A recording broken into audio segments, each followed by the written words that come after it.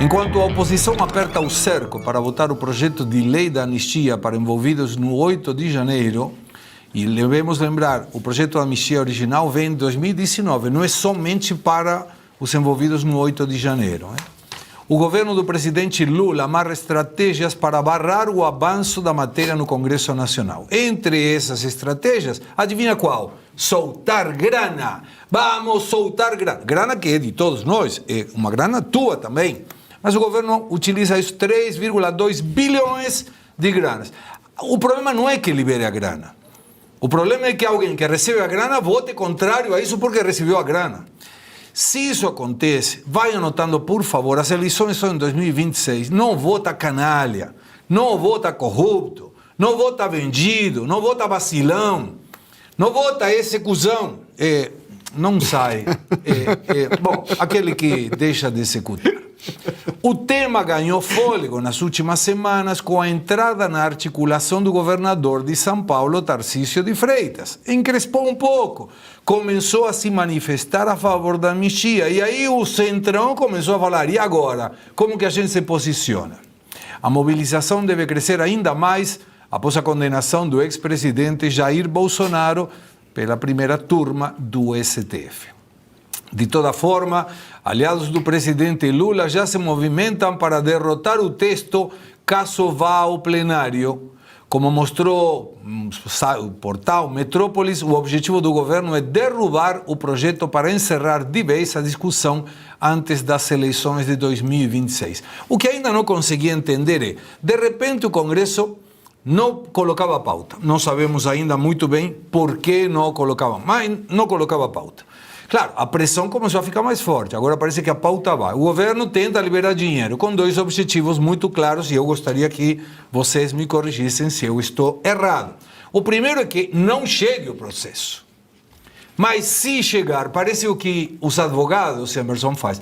Isso aqui não procede. Mas se você, Sua Excelência, acha que procede, considere isso aqui. Então aqui seria... Eu, governo, não quero que esse projeto seja tratado no Congresso. Mas, se tratado for, toma a graninha. A direita não vai mudar o voto. A esquerda não vai mudar o voto. Essa grana é para o centro. Ninguém me tira dessa ideia. Isso pode alterar alguma coisa, professor Suano? Segredo, a jogada deles é muito simples, eles precisam fazer isso. Por quê? Porque a ideia de ter um Bolsonaro concorrendo nas eleições de 2026 é a garantia de um 10-0. É a garantia de que não haverá como derrotar os opositores. Porque o Bolsonaro é o maior mobilizador de massas que tem no Brasil, é a principal liderança da direita, é aquele que tem capacidade de retomar um caminho que foi deixado de lado de uma forma questionável até hoje. Hoje, por mais que ele nos queira. Agora, o que nós vemos? Você foi muito preciso, muito claro, muito objetivo. Ora, o que nós temos aí é muito simples. É claro que eles vão para o centro, porque o centrão é exatamente aquele que sempre trabalha em valorizar o seu produto. Eu não quero ofender as casas de tolerância, mas o centro ele se comporta de um nível mais baixo que todas as casas de tolerância de baixo nível que você possa imaginar. Porque ele trabalha apenas numa forma da valorização do seu voto. Como você disse, não é problema estar liberando verbo, porque o erro não está na questão de ter verbas da emenda parlamentar, porque o erro está na existência da emenda parlamentar, porque nós temos um pacto federativo errado. Ou seja, o erro está na origem. Mas já que você tem essa sopa de coisas inadequadas, o problema não está na liberação, está na razão pela qual a liberação é feita. Porque não está aí um interesse público. Da mesma forma que se não está um interesse público e foi feita a liberação, certamente não haverá uma fiscalização adequada para essa verba que foi liberada. Não haverá um estudo adequado, não haverá um projeto adequado. Tudo será feito única e exclusivamente naquela barganha pelo poder que eles fazem ali. Ou seja, é o uso da verba para comprar um posicionamento de políticos que não têm vergonha na cara para impedir a restauração da paz, do equilíbrio, da harmonia e da política correta no Brasil. Esse é que é o problema. Então você foi muito preciso, vai para um centro que é exatamente aquilo que nós temos de pior. E olha que coisa curiosa. Eles conseguiram destruir tantas coisas que eles destruíram até a ideia de um centro. O centro ele é essencial para a democracia, porque a lógica é de que o centro é aquele que não trabalha exclusivamente por fundamentos ideológicos. trabalha por questões programáticas, não é nem pragmáticas, é programáticas. De repente tem um programa legal que vem da esquerda, o cara que é do centro, que tende à direita, diz, não, mas isso vale a pena, porque eu não posso trabalhar ideologicamente nisso que tem um valor. Mas o centro do Brasil foi deturpado. Eles conseguiram botar um vírus da podrura ali, eles transformaram aquilo no que há de barganha de mais baixa que pode ser feita. Esse é o problema. Até isso eles destruíram. Então nós temos um centro, como você falou, é para eles. Eles simplesmente vão falar, e o pior, e agora eu encerro de verdade, é o pior. Eles vão simplesmente fazer o seguinte, eles vão dizer assim, não, nós vamos negociar. Mas se a gente atrasar a negociação, aumenta o preço. Aumenta, claro. Isso é o que há de pior nesse tipo de prostituição que esses caras representam. É lastimável, mas é o que a gente é obrigado a suportar nesse momento. Você falou de casa de permanência. É onde permanecem as pessoas? É tolerância. Tolerância? Tolerância. Ah, e o que seria essa casa de tolerância? Alguns chamam de prostíbulo, outros usam do erro pior, outros chamam de rampa. Mas por que tolerância? O que toleravam aí dentro? Pois é, porque diz que se tolerava todos os desvios morais que a sociedade questionava do lado de fora dessas casas. Ali é o pior, porque lá eles toleram não só esses desvios morais que a sociedade questiona. Hoje a sociedade já nem sabe o que eles fazem lá, porque eles fazem tudo no escurinho de cinema. A gente nem sabe o que está sendo tolerado lá dentro. Mas pode ter certeza. O correspondente não deveria ser nem caso de tolerância, é rampa. Tem um termo muito feio que eu não vou usar. E o nome que se dá para essas pessoas é exatamente que eles sobem e descem a rampa. Luiz Arthur Nogueira. Segré, o tema é: o projeto de anistia corre o risco de não ser pautado no Congresso porque o governo Lula vai inundar os parlamentares com verbas. Muito bem. Isso preocupa? Claro que preocupa. O Centrão, ele não tem ideologia. O Centrão não é de esquerda, o Centrão não é de direita, o Centrão é da verba. Se tem grana, ele vota com o governo, se não tem, ele vota contra. Muito bem. Isso posto, a opinião pública tem um papel fundamental nisso. Já houve protesto no 7 de setembro, mas notem que, curiosamente, após a condenação de Jair Bolsonaro e outros réus, o Datafolha vem a público uma pesquisa para mostrar que, segundo o isento Datafolha, a maioria dos brasileiros é contra a anistia, segundo o Datafolha. Qual o objetivo dessa pesquisa? Pressionar os parlamentares a não votarem pela anistia. Muito bem. Hugo Mota, presidente da Câmara, é o símbolo do Centrão. Ele foi eleito com o apoio da esquerda e da direita. Porque para a esquerda ele prometeu que não iria pautar a anistia. Para a direita ele prometeu que iria pautar a anistia. Alguém vai ser enganado. Então, Segré, num contexto em que o governo Lula vai inundar o Congresso de dinheiro, eu diria que o risco de anistia não ser pautada é grande. Porém, está em jogo também a eleição do ano que vem. E é verdade que, neste momento, o nome do governador de São Paulo, Tarcísio de Freitas, está forte. Está forte numa chapa de centro-direita. Portanto, cabe sim ao governador de São Paulo liderar a pressão dentro do Congresso para que a anistia seja pautada. E eu diria que seria importante que integrantes da família Bolsonaro se posicionassem a favor, não só da anistia, claro, mas de Tarcísio de Freitas, para que ele seja empoderado e que coloque o Congresso, de fato, contra a parede para que a anistia seja aprovada. Esse é o único caminho, Segré, da gente pacificar politicamente o Brasil. Mais uma vez, o Balcão de Negócios, o tão famoso Balcão de Negócios chamado Congresso Nacional. É como eu disse aqui na pauta, aqui, enquanto nós estávamos aqui no intervalo, para quem não sabe, em maio desse ano, o Congresso Nacional aprovou mais 2.000 cargos para o presidente Lula. Mais uma contemplação. Sem contar que desde 2023... foram 273 cargos comissionados em 16 estatais do país, custando a 206 milhões de reais no bolso do contribuinte. São essas benesses, sem contar as liberações de emendas e tudo mais. Aquele balcão de negócio, como disse o próprio professor Marcelo aqui, Suano, disse que, na verdade, ali não se tem mais o ponto de equilíbrio comum que é a sociedade, mas sim a personalidade de cada um, seus interesses individuais colocados ao centro da mesa. Isso é nefasto, isso é muito prejudicante.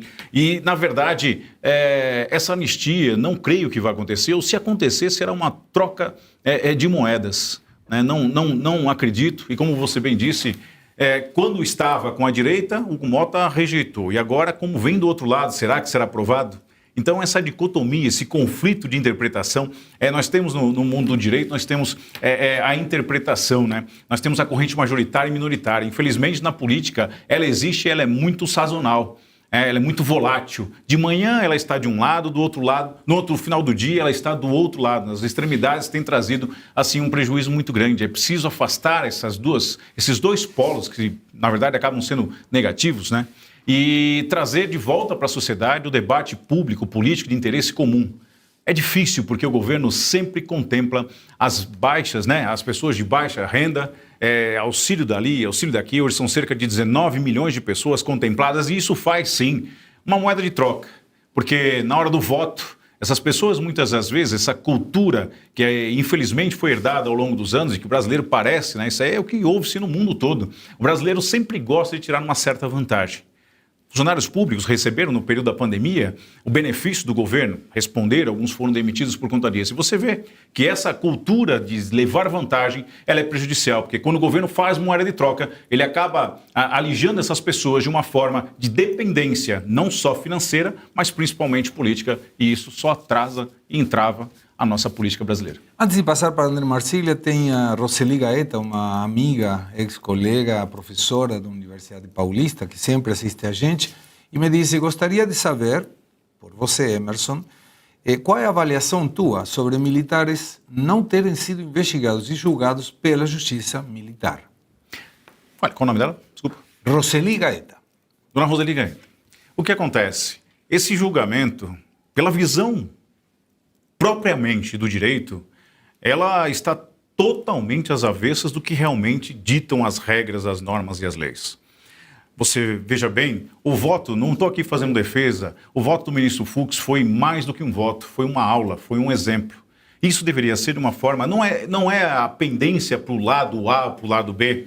Eu trabalho com direito e nós precisamos nos cercar das normas e as regras. Como eu disse, existe sempre uma corrente majoritária e minoritária. Mas nós temos uma espinha dorsal que deve ser obedecida, os requisitos e os critérios pelos quais uma ação deve ter a sua movimentação desde a deflagração até o término. Né? Não foram crimes militares ali que foram cometidos. Por essa razão, o STF acabou julgando, mas o STF não era o órgão competente para julgar esse tipo de processo. Grosso modo, é basicamente isso. Né? Muito mais, algumas pessoas até falaram, vou pegar o gancho aqui, que o ex-ajudante do presidente Jair Bolsonaro, Mauro Cid, ele pediu exoneração, ele pediu baixa. Ele pediu baixa, mas para quem não sabe, ele pediu baixa remunerada, proporcional ao tempo de serviço dele. Ou seja, ele continua militar, da reserva, com um salário não integral, mas recebendo ainda as custas da União, em razão do acordo privilegiado que ele acabou fazendo e também acabou sendo contemplado aí com uma pena de 2 anos, regime aberto e tudo mais, e deve já está se organizando para morar nos Estados Unidos. Se não retirarem o visto, né? Sim. André Marcília, seja muito bem-vindo. Obrigado, Segre. É prazer estar aqui com vocês, como sempre, e devo registrar que você, de fato, como disse a nossa querida espectadora, canta muito bem, mas eu estava lá, inclusive, devo registrar também que, embora você cante muito bem, o Suano dança pessimamente. Há controvérsias. Tanto que eu canto bem quanto que ele dança mal.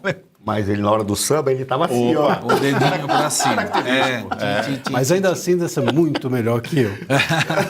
Olha, seja a questão da anistia, né, que, enfim, vocês estavam tocando, é inevitável que em algum momento nós tenhamos no Brasil uma negociação sobre isso, como sobre tudo, né? Parece que aqui tudo é negociável e no pior sentido da negociação, né? Porque não é uma negociação em prol do Brasil. É uma negociação em prol do bolso, é uma negociação em prol do que a gente chama de fisiologismo, né? Que é, enfim, as pessoas tentarem lucrar com o público, né? O público você deveria estar... Então, as pessoas que se dedicam ao Estado, elas deveriam fazer com que o seu tempo ou os seus valores fossem entregues em favor do Estado, mas ao contrário, vão lá, entram no Estado para trazer coisas para o seu universo privado. Então essa é uma negociação sempre ruim. Agora, o pior de tudo nem é isso, porque isso, enfim, embora ruim, a gente já está acostumado. O pior é se essa negociação resultar o que se chama de anistia light. Não existe anistia light, não existe anistia meia bomba, não existe anistia mais ou menos, não existe anistia toma lá da cá, ou é anistia ou não é anistia, que nem gol. Ou entrou a bola e é gol, ou não entrou e não é gol. É disso que se trata. Se a gente ficar nessa história de, olha, metade da bola para você, metade não é bola, não é futebol, não é gol. Tem mais uma pergunta. Emerson, o pessoal está aqui aproveitando o teu conhecimento como conhecedor de questões militares. Isabela Vilas Boas mandou um superchat e pergunta: boa tarde, patriotas, equipe brilhante. Por favor, gostaria de saber se Bolsonaro pode perder a sua patente. Não, definitivamente não. Ele já é capitão da reserva, já em outro caso. E para ele poder perder a sua patente, teria que ter tido um crime, ele teria que ter cometido um crime, ainda que no serviço ativo, ainda que ele tivesse ido para a reserva, mas em que o período tivesse sido no seu serviço ativo. Né? Cogitaram inclusive de caçar, né, a sua patente, que era de capitão no caso, mas é inviável isso. Quer dizer, até onde alguém queira, viu, Segré? Me perdoe. Porque, juridicamente falando, dentro do direito penal militar, dentro das 4 linhas do direito militar, isso é impossível acontecer. Não pode. Se acontecer, algo teratológico aconteceu, de fato, porque alguém quis. Ele era o chefe maior do Estado, inclusive a autoridade máxima dentro das Forças Armadas é o presidente da República. Ainda que ele seja um capitão da reserva, né, que teve o seu período ali de prestação de serviço, mas ele, naquela ocasião, ele ocupava o cargo máximo das Forças Armadas, ou seja, a autoridade máxima dentro das Forças Armadas, o presidente da República. Logo, então, ele responde como presidente da República, pessoa civil, né, pessoa do Jair Bolsonaro, e não na condição de militar ou ex-militar da reserva, né, por conta dessa prática de crime. Né, os que poderiam, desde que fosse alguma tipificação voltada para a parte militar, seriam os próprios militares da ativa, mas, em verdade, cometeram um crime na interpretação do mundo civil. Por essa razão, não foram julgados na justiça militar. André. Eu estou nessa esteira, já saiu também hoje uma matéria do Otávio Guedes, né, que todos nós conhecemos, dizendo que o Lula está para assinar a cassação da medalha do Bolsonaro, da Ordem do Pacificador. E aí ele cita até o decreto 4.207, que impõe a cassação da medalha. Aí você vai lá para o decreto, entra no artigo 10 do decreto e está claramente escrito: quando houver trânsito e julgado de condenação, etc. Quer dizer, ou seja, calma, Otávio, calma, né? Calma, Lula, não tem que caçar nada, tem que respeitar a presunção da inocência. Ainda a gente está no começo dessa discussão toda da condenação do Bolsonaro. Tem há um jornalismo, uma jornalização precoce de certos membros da imprensa. Mas aqui você vê que se a Constituição está sendo interpretativa, como não seria interpretativa uma lei ou um decreto, ou o que for. Mas, enfim. Rodando a pauta. Vocês comemoraram, e quando me refiro a vocês, estou sendo irônico, claro, a sentença do presidente Bolsonaro. Sei que a resposta é não.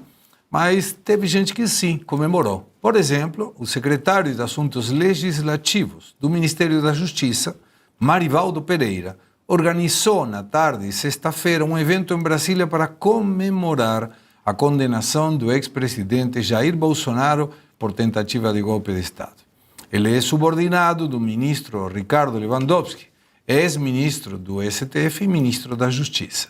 Nos últimos dias, o secretário, que é pré-candidato a deputado federal pelo Distrito Federal em 2026, fez 2 publicações para convidar pessoas para a comemoração. O evento foi realizado no bar Pardim, na Asa Norte, Asa Nobre de Brasília. Luiz Arthur Nogueira, você foi lá comemorar? Tenho mais o que fazer, né, Segré? Com todo respeito a esse pateta, acho que ele é mais um que vai perder o visto para visitar o pateta na Disney, né? Porque as pessoas ficam tripudiando, é uma falta de elegância. Agora, com todo respeito, quem que é o chefe dele? O Lewandowski? Não esperava nada diferente, né? Porque o Lewandowski hoje também tem uma postura que não lembra jamais que ele foi um dia ministro do Supremo Tribunal Federal, virou um agente político total do governo Lula. Eu lamento, sinceramente, Segré, a sociedade está completamente maluca, esquerdistas comemorando a morte do Charlie Kirk, agora celebrando a prisão do Bolsonaro. Olha, eu realmente não espero nada dessas pessoas e acho, sinceramente, que a campanha que o Nicolas lançou na internet para se demitir esquerdistas que estão defendendo a morte do Charlie Kirk, ela é muito bem-vinda. Está na hora das pessoas se colocarem no lugar delas. Aliás, houve uma correria das pessoas apagando post de rede social, porque, acima de tudo, se elas não têm humanidade, são muito burras, isso sim. Obrigado pelas 20 mil telas que estão nos acompanhando. Nesse momento, o professor Suarno olhou o relógio para ver, mas eu demorei para falar. Não vem querendo Malbec que não vai ter. Não vai ter Malbec. A gente tem um acordo aqui para a nossa audiência. Já te passo a palavra. Por favor, 20 mil antes das 14h30, senão eu tenho que dar um Malbec para o professor Suarno. Malbec que eu perdi uma vez ou duas vezes e nunca dei. Estou que nem esquerdista, prometendo e não entrego. É a pura narrativa. Diga, Emerson. Entrego do outro. Só uma parte, como diz, né? Só uma parte aqui com o Arthur. Que ofensa ao Pateta já dizem compará-lo ao Marivaldo Pereira. Peço desculpas ao Pateta. Por favor. Mas aí nós temos hoje o Felipe Neto destruiu tudo, deletou todas as publicações contra o imperialismo americano, contra o americanismo Mas e o uma coisa capitalismo. curiosa, uma vez eu vi uma interpretação do Pateta que o Pateta representava o esquerdista e o comunista da sociedade americana. Sério? Uma vez eu ouvi daquelas interpretações que fazem que o Pateta era uma alusão exatamente àquele... É um democrata, é isso? Acho que não chega tão baixo, mas O esquerdista americano... Deixando claro, do Partido Democrata dos Estados Unidos. O esquerdista democrata é um esquerdista diferente. Podia nomear, então, o Pateta para o STF. Poderíamos colocar. Mais um? Não, não deveria ter tanto Pateta nesse tempo. Mas uma coisa, trazendo o comentário do Luiz Arthur Nogueira sobre essa campanha de não contrate esquerdistas. Eu acho que devemos separar. Eu sou empregador e não concluo que uma pessoa que tenha ideologia de esquerda não deva trabalhar em qualquer empresa. Não, mas não contrata esquerdista que está se manifestando a favor da morte. Da morte. Isso, aí fique sim, bem claro. aí concordo. Esquerdista estúpido, né?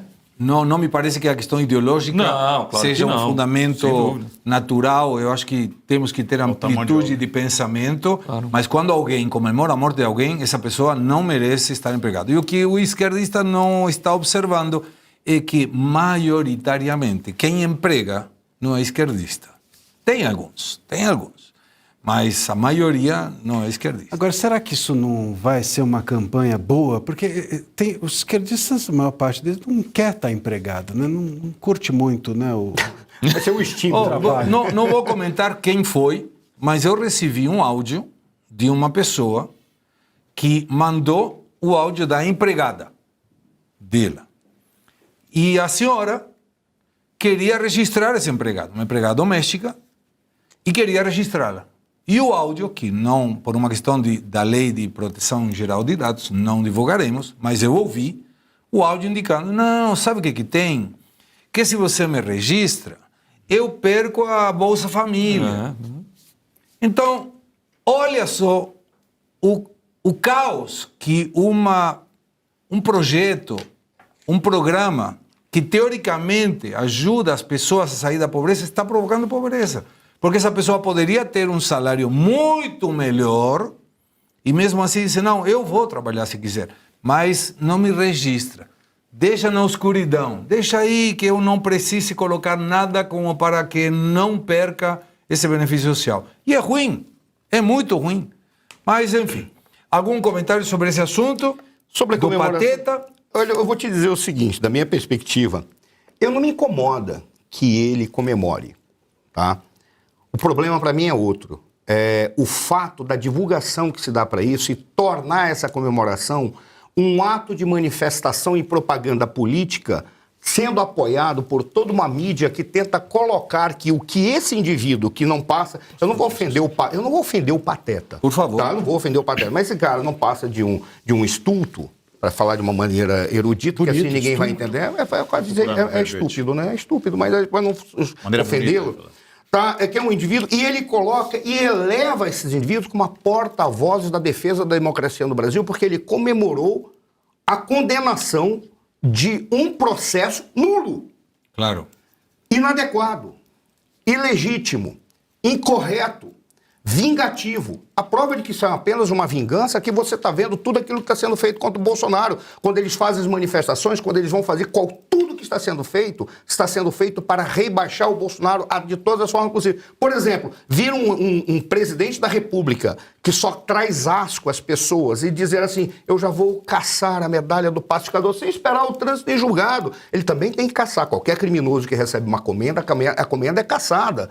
O problema, mas ele já chega, ele faz questão de anunciar que ele perderá uma comenda de tão valor quanto essa. E, no entanto, eles deram, e essa é a razão pela qual eu fiquei tão feliz de você ter recebido a comenda que você recebeu, porque a pessoa também traz lastro para a comenda, não é só a comenda que traz lastro para a biografia da pessoa, a pessoa também traz lastro para a comenda. Essa é a razão pela qual eu critiquei o Exército Brasileiro quando deu comenda para o Genuíno, que foi um guerrilheiro do Araguaia. E ele recebeu, eu fiquei indignado com aquilo. E o Exército passou a dar comendas e comendas e comendas para um bando de gente que não merecia nem receber uma nota de aprovação na escola, porque você não sabe nem se eles estudaram adequadamente. Mas aí é que fica a questão. Não me incomoda que ele comemore. Não me incomoda que casse a comenda do Bolsonaro. O que me incomoda é isso estar sendo utilizado dentro de uma estratégia de propaganda política para dizer que eles são vitoriosos, que nós estamos errados. E nós que estamos do lado da luz, que nós estamos apresentando as coisas certas. E fazer isso tudo diante de um processo nulo, aí é que me incomoda. E essas pessoas vão receber do Diário Oficial da União todos os palcos necessários e possíveis para enganar aquele 1/3 de já enganados que não querem vir para o conhecimento. E esses são os caras que vão garantir que esse indivíduo, por exemplo, seja eleito lá em Brasília, por exemplo. É um projeto claramente proposital. André. Desculpa. Não, pode falar. André, depois vamos. Por favor. Pegar o gancho do professor e dizer que isso, na verdade, não passa. Do meu ponto de vista, é a manifestação mais rasa da exortação de um ser vazio. Porque, veja só, no período medieval, muita gente não sabia, inclusive a vida, o corpo, a família tinha direito ao corpo. Existe até um filme do Aquiles, né, em que ele morre e o pai pede o corpo ao inimigo. E eles, bravamente, entregam o respeito à dor da família. Vejam só a que ponto chegou o ser humano a tão raso, tão vazio, um esvaziamento de qualquer discrepância, de qualquer sensibilidade. Não há como você discutir com um ser humano desse quilate, um quilate tão raso, né? Baixo demais. Se nivelar por esse padrão é quase um ato atípico para nós e impossível humanamente. Então, quando você vai numa rede pública e você vai fazer uma exaltação sobre a morte de alguém que tinha um princípio básico, primeiro, cristão, uma vida regrada, que discutia sobre palavras. Ele discordava, mas debatia em palavras. Esse ser não consegue sentar à mesa como nós, colocar um assunto aqui sobre a mesa e discutir de uma forma serena e sensata e falar, fui vencido. Eles usam desses artifícios, esse subterfúgio, para tentar enfiar a goela abaixo da sociedade que as coisas devem ser dessa maneira. Mas o que me incomoda mais, Segré, tem uma frase muito típica do Martin Luther King, né? O que preocupa verdadeiramente não é o grito dos maus, Segré, mas o silêncio dos bons. É isso que tem incomodado bastante. André. E essa questão, inclusive, do trânsito em julgado, de aguardar, o Lula, ele deveria lembrar que, inclusive, ele foi beneficiado por isso, né? Se não houvesse o trânsito em julgado, não valesse nada, o Lula até hoje talvez estivesse atrás das grades. O jornal norte-americano, New York Times, publicou ontem um artigo do presidente Lula. No texto, o petista diz querer negociar com Donald Trump, mas sugere que o presidente dos Estados Unidos é desonesto e o acusa de usar tarifas e sanções só em busca da impunidade do ex-chefe do executivo, Jair Bolsonaro. Lula começa com um tom conciliador até a segunda frase, ao propor um canal mais elevado de conversa com os Estados Unidos. Mas, na sequência, tripudia sobre o que faz a Casa Branca ao dizer que a posição do Brasil está finalmente justificada pelo fato de que o país sempre foi contra, o Brasil, do chamado consenso de Washington. Não, sempre não foi contra, não. Eu puxei aqui, e vou começar contigo, Luiz Arthur, o consenso de Washington, para quem não está habituado a questões da geopolítica e da economia, porque tem muito a ver com questões econômicas, seriam como 10 afirmações. E entre elas menciona disciplina fiscal para evitar déficit, redicionamento de gasto público para áreas sociais, reforma tributária para expandir a base de impostos, liberação de taxa de juros, câmbio competitivo, liberalização do comércio, liberalização do investimento estrangeiro, privatização de estatais, desregulamento da economia e proteção dos direitos da propriedade privada. Então não é que o país sempre foi no governo da esquerda, Lula, Dilma e Lula. Estou errado? Não, está certíssimo. Ô Segré, esse artigo do presidente Lula comprova mais uma vez que ele calado é um poeta, né? Ele não deveria ter escrito nada do que ele escreveu. É muito boa essa. Ele calado é um poeta.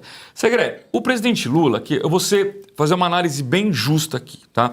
O presidente Trump, na minha opinião, quando ele sobretaxou o Brasil, ele acertou no argumento geopolítico. O Brasil, quando se alinhou aos malucos dos BRICS, incluindo Irã e outros países que têm ditadura, de fato o Brasil se aliou com o mal e era papel dos Estados Unidos punir o Brasil que foi o porta-voz da famosa reunião dos BRICS aqui no Rio de Janeiro. Ponto. Qual foi o erro, na minha visão, do presidente Trump? Naquela carta que ele enviou ao Lula, ele incluiu o assunto do Bolsonaro, que, na minha opinião, não deve ser tratado com tarifa, deve ser tratado com lei Magnitsky. Então são duas coisas separadas. O Brasil, do lado errado da geopolítica, toma tarifa, ponto. O Brasil, que não respeita a democracia, ele é formado por pessoas que não respeitam a democracia.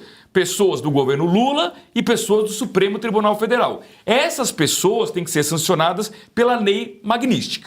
Isso dito, que são coisas diferentes, lei Magnitsky e sanções, o Lula, como um chefe de governo, ele tem que negociar com os Estados Unidos no quesito das tarifas e não criar um confronto, porque a gente tem que ser pragmático. Do ponto de vista econômico, o Brasil é uma formiguinha perto do elefante gigante dos Estados Unidos. Se a gente partir para o confronto, o resultado óbvio é a economia brasileira vai sair perdendo. Mas sabe por que ele quer o confronto? Porque ele quer que a economia brasileira saia perdendo para na campanha eleitoral do ano que vem dizer que a família Bolsonaro, em conjunto com o Trump, estão atrapalhando o Brasil, estão gerando desemprego num discurso eleitoreiro. Então, olhos abertos, fiquem muito atentos, porque se a economia piorar ainda mais por conta de novas sanções comerciais do Trump, é culpa do presidente Lula e desse artigo estapafúrdio. A nossa audiência está atenta e fala assim, não foi Lula que escreveu o artigo, foi um amigo dele. Com certeza, mas amando dele, né? Isso atrapalha muito a geopolítica, começar uma negociação dizendo você é desonesto? Ele não sabe.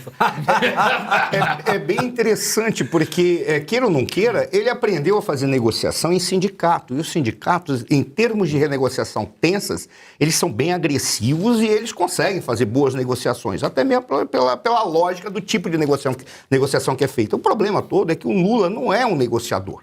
Pelo que eu saiba, quando ele era uma sindical, muitos o viam como um grande pelego. E um pelego é aquela manta que é colocada entre a sela e o cavalo para proteger o cavalo é o povo, enquanto o cavaleiro que fica em cima da sela continua cavalgando no povo. Era assim que ele era identificado por muitas pessoas. Alguns diziam que ele foi escolhido para ser uma liderança porque ele tinha um discurso carismático, apenas isso, mas ele era um pelego carismático.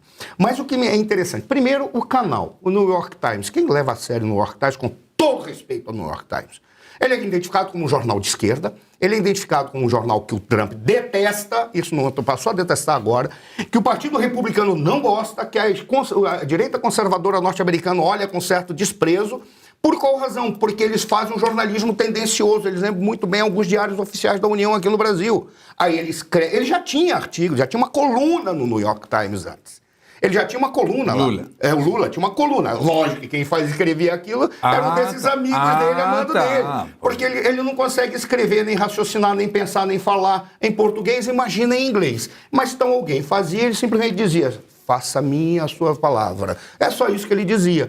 Mas o pior de tudo, e aí eu concordo quando o Arthur fala, realmente não pode juntar pessoas com o país. E muitas vezes você pode estar dando argumentos para essas pessoas que merecem a lei Magnitsky, de elas utilizarem isso como argumento político para suas campanhas, para suas defesas. Mas eles estão sabendo o que fazem lá nos Estados Unidos. E agora? ele vir falar do consenso de Washington, ele é um completo... Esse indivíduo que escreveu para ele é um completo imbecil.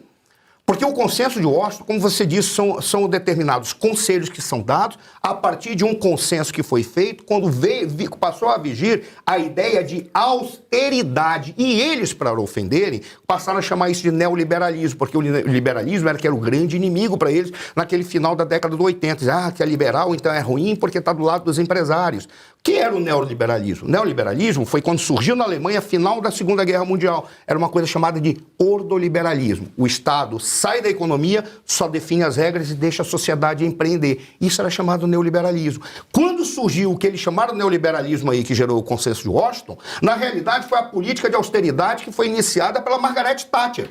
E a Margaret Thatcher disse, eu não posso mais continuar vendo o país quebrar porque eu sou obrigado a tirar dinheiro do povo para dar para vagabundo do povo. Foi o que ela praticamente disse. Então ela fez uma política de austeridade com enxugamento de Estado. E curiosamente, ao contrário do que esse senhor e esse indivíduo copydesk lá, sei lá que porcaria que a gente pode dar o nome para aquele cara que escreveu isso, falou, quem trouxe o chamado neoliberalismo, na realidade, o consenso de Washington, foi um cara chamado Fernando Henrique Cardoso. Não porque ele é bom, mas porque ele estava assessorado ou cercado por indivíduos de direita, que diziam, ou a gente regula o Estado brasileiro depois da porcaria que um presidente anterior seu fez, se chama José Sarney, e para fazer isso a gente tem que secar o Estado. O que o Sarney fez? Ele, para garantir a sua reeleição, não foi a reeleição, aumento do período presidencial, ele simplesmente aprovou a estabilidade dos funcionários públicos que antes não tinham. Ele passou, deu estabilidade para todo mundo, pegou a bomba e jogou no colo do próximo presidente. Ele olhou, como é que eu vou pagar isso aqui, cara? Não tem como, tem que me desfazer dessa porcaria, que são as empresas estatais.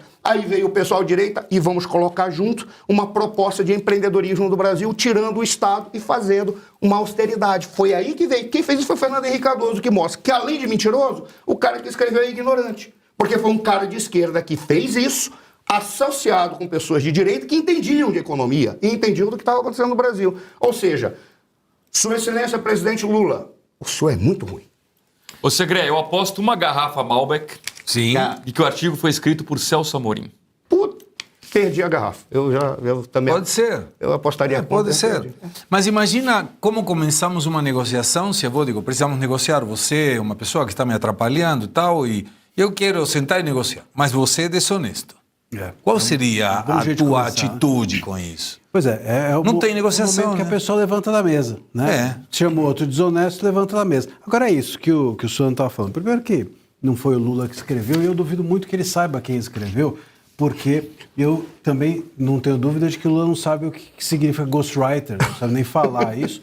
Então, óbvio que ele sequer conhece a pessoa que escreveu, a não ser que realmente seja o Celso Amorim. Se foi o Celso Amorim, aí, enfim, já é conhecida a forma dele tratar a questão internacional, as questões internacionais, é mais do mesmo. Mas se foi em nome do Lula, em nome de uma visão do Lula, muito ruim. O Lula, ele parece, né, acreditar que ele precisa, sabe, Segré, é aquele cara inseguro que precisa mostrar que é muito macho. Sabe aquela coisa? A pessoa insegura que precisa mostrar, opa, eu sou... É o baixinho que compra carro grande. Sim. Conhece o tipo? Né? Ou coisas do gênero. Eu tinha uma vez uma namorada, que a minha mulher não nos escute aqui, mas enfim, que ela era muito baixinha, ela tinha uma caminhonete que ela não conseguia nem subir. E aquilo lá era claramente uma cura de trauma. O ponto é esse, o Lula, ele fala, ele xinga de desonesto, eu acho que porque, primeiro, talvez lhe falte um conhecimento do que é honestidade. E segundo, porque tem, óbvio, uma maneira de se expressar em relação a isso, de querer mostrar força. E como ele não consegue mostrar força em relação aos Estados Unidos em nenhum outro âmbito, ele mostra no discurso. E isso é muito ruim, porque é uma pessoa que só pensa nele e não entende como nós todos estamos pagando o preço da sua inabilidade. Aqui tem gente do chat que sempre que eu posso, estou lendo, que disse, quem escreveu? Ana Franciscato. Quem escreveu foi a Xanxa. Não, tem outra pessoa. Não, perdi. Uma pessoa falou, não, esse foi a China, algum chinês. Não, e tem outra pessoa que agora perdi, que disse que foi a Janja. Mas saberíamos se for a Janja. Amigo do meu pai, pode talvez. ser o amigo do sei lá quem, mas se for a Janja, o contexto da frase teria um abrido e teria um cidadãos, né? Emerson, como que a gente negocia? Como que alguém pode negociar com outro alguém que precisa desse outro alguém? Porque a proporcionalidade, como Sim. Luiz Arthur mencionou, é de 1 contra 100, a importância referencial de um país respeito do outro, chamando ele de desonesto no começo. O Arthur enxugou bem a matéria aí, o professor acabou complementando, mas essa é a grande verdade. E o que acontece? Qual é o parâmetro para você chamar alguém de desonesto, né? Qual a régua de medida que você está usando? Não é a pessoa que falou a frase, não é das mais contempladas que mereça todo o crédito e os méritos possíveis e imagináveis. Mas, como disse o professor Suano, vou pegar o gancho aqui, da parte em que Fernando Henrique fez essa alteração por conta das empresas e tudo mais, nós não podemos esquecer que no período Jair Bolsonaro, as estatais deram lucros e muito lucro. Só a Petrobras foram 106 bilhões de reais, que não davam lucro há mais de 40 anos. Né? Tanto é que um jornaleco aí acabou dizendo que as estatais perderam a sua atividade social e passaram a ser empresas de lucro. Não, é porque precisa ter uma gordura, ela precisa se autogerir. Os Correios estavam falidos. Bolsonaro fez com que ele ressurgisse das trevas e hoje está no limbo novamente, né, professor? E aí vamos muito mais longe ainda. Com o governo Donald Trump, as grandes potências, tanto a China como a própria Rússia, os seus representantes, e olha o poderio comparado ao Hellis Brasil, né, sentou à mesa com o presidente Donald Trump e negociou. Xi Jinping e também o Vladimir Putin sentaram. Mas o nosso presidente, o que ele fez? Ele contratou um escritório nos Estados Unidos a custo de 3,5 milhões de dólares para fazer algo que os nossos diplomatas possuem uma competência fantástica para que fizesse com excelência. Se você não tem competência, coloque pessoas que têm o know-how e a competência técnica para fazer isso. Mas não fez. Fez na contramão de direção e sempre escoando dinheiro público pelo ralo. Olha quem apareceu. Vamos na vinheta. Nariz de palhaço. Bora aí. Hee-haw!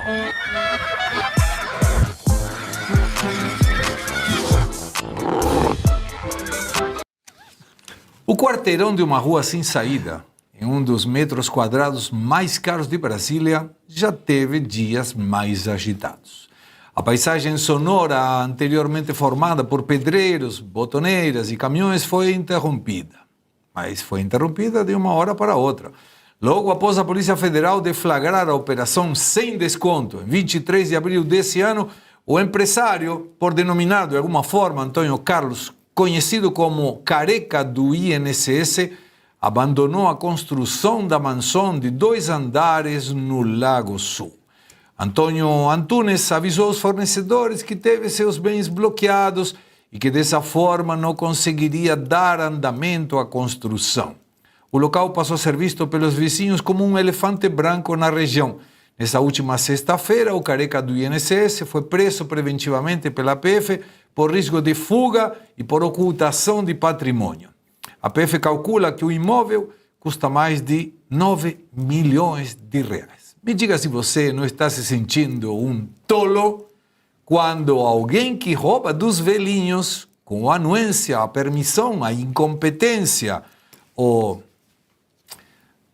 desdém de pessoas que trabalharam no INSS, não roubou do seu dinheiro, fez uma obra de 9 milhões e agora deixou ela porque não tem mais dinheiro. Esse mesmo Careca do INSS, que hoje não foi na reunião da CPMI e que muita gente disse que não é problema, e eu concordo, porque tem muita coisa para aparecer por aí e, segundo esperam vários deputados e senadores, vai ter alguns delatores, vários delatores que querrão tirar a sua bundinha da reta para não pegar cadeia no futuro.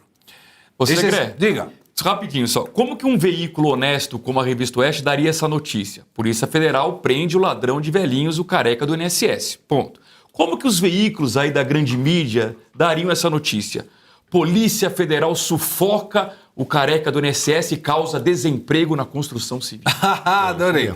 E esse Careca que não vai à CPMI do INSS por permissão do ministro André Mendonça. E tem muita gente brava Achei com que era esse de assunto. outro Careca. Não é outro Careca, não. É André Mendonça mesmo. Que aí tem a ver também com questões constitucionais. A gente não pode tomar a lei quando serve para um e não serve para outro. Se a lei, a Constituição, o direito permite isso, a gente tem que segurar as pontas. Fazer o quê?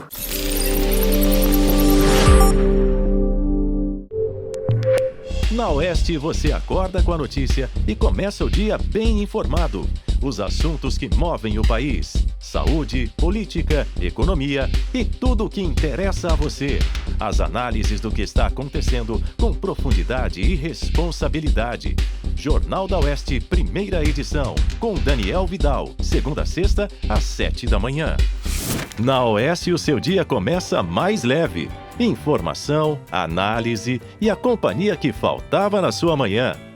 Adriana Reide, Marina Helena, Paula Camacho e Julie Milk trazem as notícias mais importantes do Brasil e do mundo, com um olhar afiado.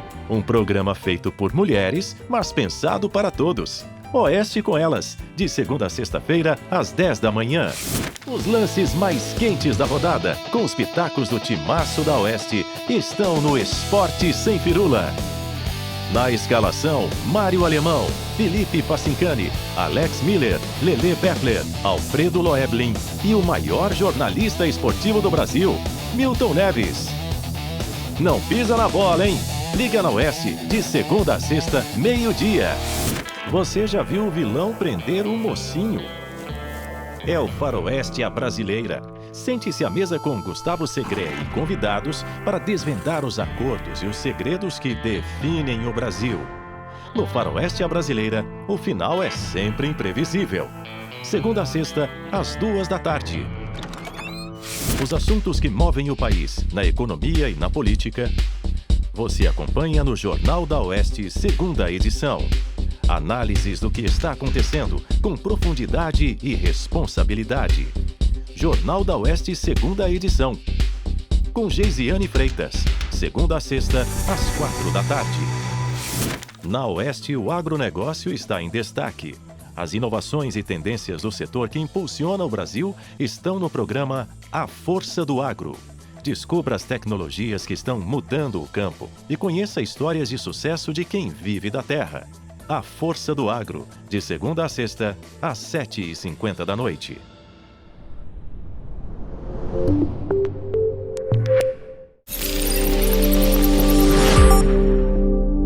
E agora vamos a um giro rápido de notícias da revista Oeste. Uma pesquisa do Ipsos-IPEC revelou que boa parte dos brasileiros discorda com a escolha de Belém para sediar a COP30, Conferência Internacional sobre Mudanças Climáticas previstas para novembro. O levantamento divulgado ontem mostra que 43% dos entrevistados rejeitam a cidade como sede do evento. A alegação principal é que há dificuldades logísticas e falta de infraestrutura adequada. Apesar da rejeição significativa, 33% dos participantes consideraram apropriado manter a conferência em Belém, enquanto 24% preferiram não opinar. Muita gente, 24% é muita coisa. Mas como aqui temos um representante da região da Amazônia, o professor Suano vai comentar essa matéria. Segré, a questão não diz respeito a se Belém tem ou não infraestrutura para tanto. Por princípio, quase lugar nenhum do Brasil teria infraestrutura para receber um evento dessa magnitude. O problema é aquilo que é feito para dar essa infraestrutura ou para propiciar um ambiente correto, adequado, dentro daquilo que está na carta do que a ONU exige. Claro. Ou se voluntariar para fazer algo. A pior coisa que tem é alguém que se voluntariar para fazer um evento apenas porque quer aparecer. E aí vem os hábitos e os vícios das lideranças políticas brasileiras, em especial da esquerda, mancomunado com aquele que não é nada, só quer tirar o dinheiro do povo brasileiro. Como é que eles fazem? Eles levam na lógica, não, vamos atrasar, quantas mais a gente atrasa, a gente entra no regime de urgência, a partir daí acaba-se a licitação e a gente pode botar mais dinheiro e fazer com que as coisas fiquem superestimadas, eu esqueci o termo que é utilizado, ou seja, podem valorizar excessivamente. Isso não se torna nem... Supervalorizado, já eu lembro, mas é que ficam colocando valores que não são correspondentes. Não precisa nem ser ilegal. Porque pode estar de acordo com a lei, que não, agora entrou no regime de urgência, então você não precisa mais. Qual é o valor que se tem? Está dentro da lógica de um raciocínio, que se não é um raciocínio corrupto, de uma alma corrupta, é um raciocínio de incompetência e de indivíduos que só querem tirar proveito do povo. Esse é o grande problema. Aí você pega e dá uma olhada, o que foi feito até agora para que Belém se tornasse um ambiente adequado para receber este evento? pouca coisa. E aquilo que foi feito em termos de aprovação para retirar, passar estradas, derrubar mata, arranjar leitos, porque não tem o suficiente. Mas isso deveria ter sido feito desde o momento em que houve a proposta de candidatura.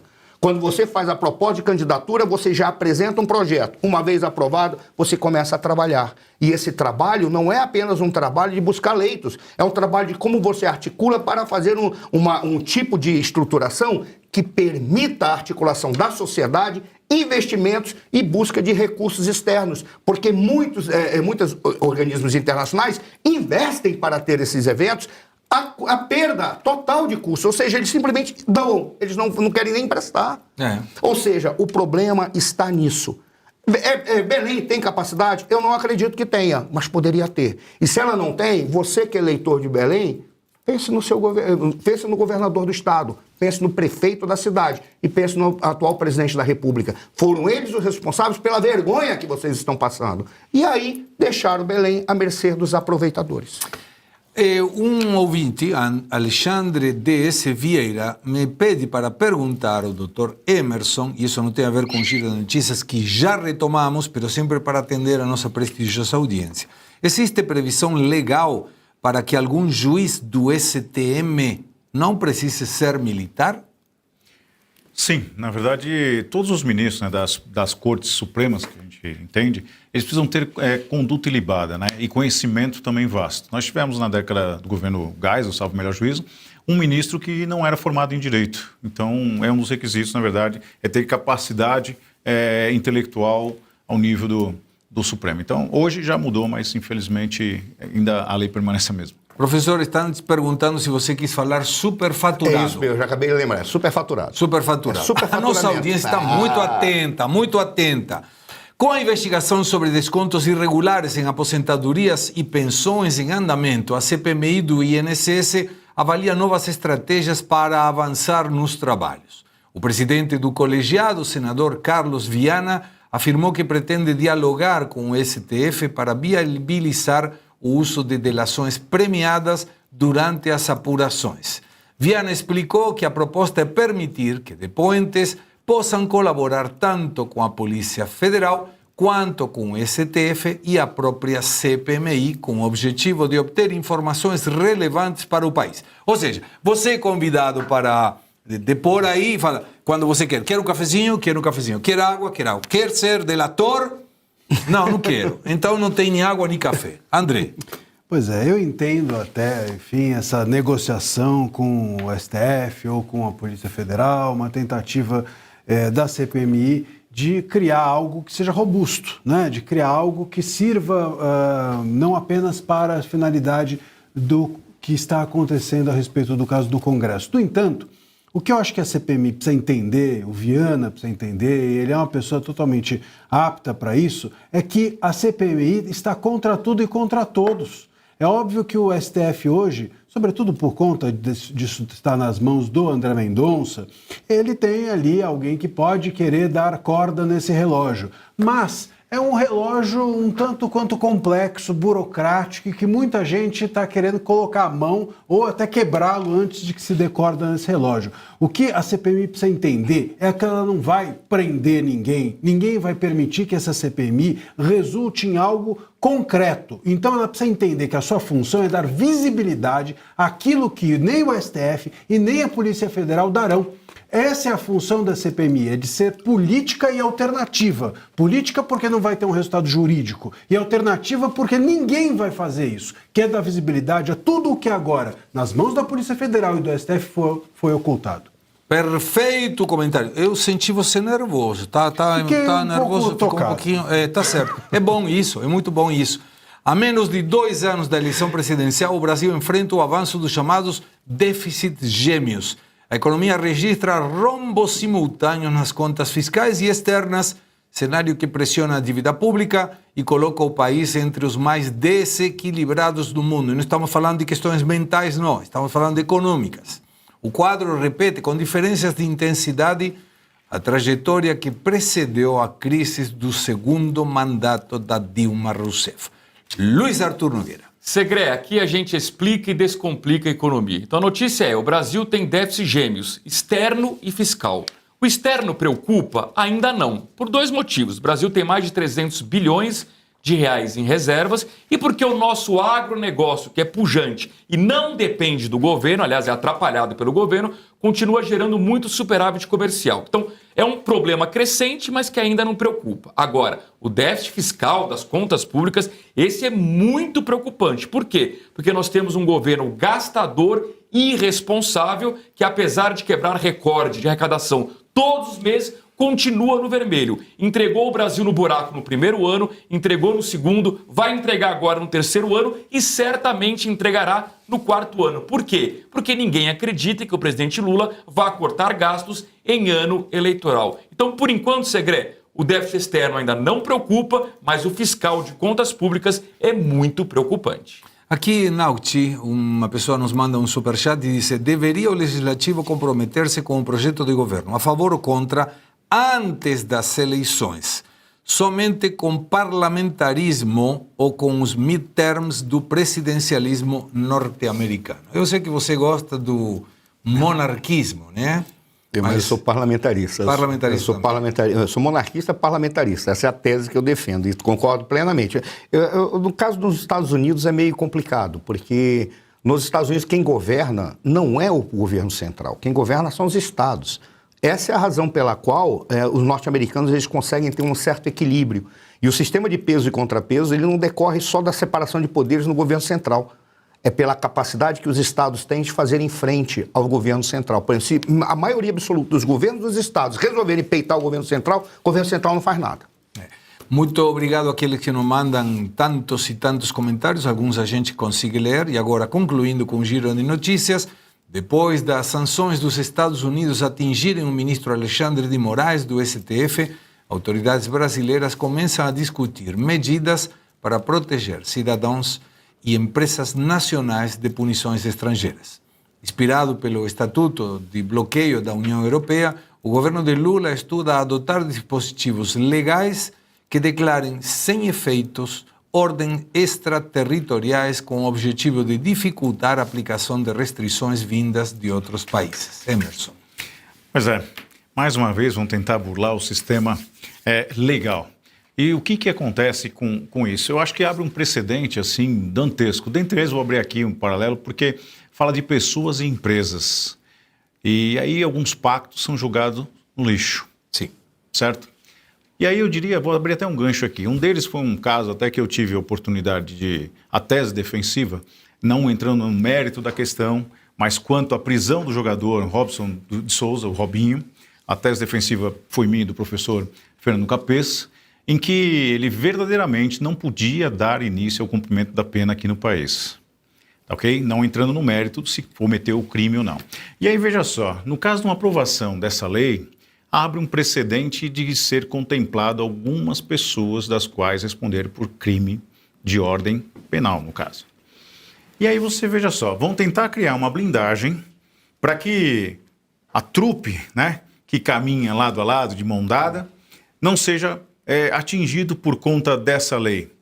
Mas nós temos tratados, nós temos uma história de diplomacia que, de anos, de séculos, muitas delas, que vão jogar no limbo para tentar blindar uma pequena minoria, uma menor minoria, e isso eu creio que vão fazer mais uma vez uma interpretação teratológica, vão colocar a goela abaixo e poucas pessoas serão contempladas. E aí fica a margem da interpretação daqueles que tiverem e entenderem que serão contemplados com a benesse dessa lei, de discutir isso onde?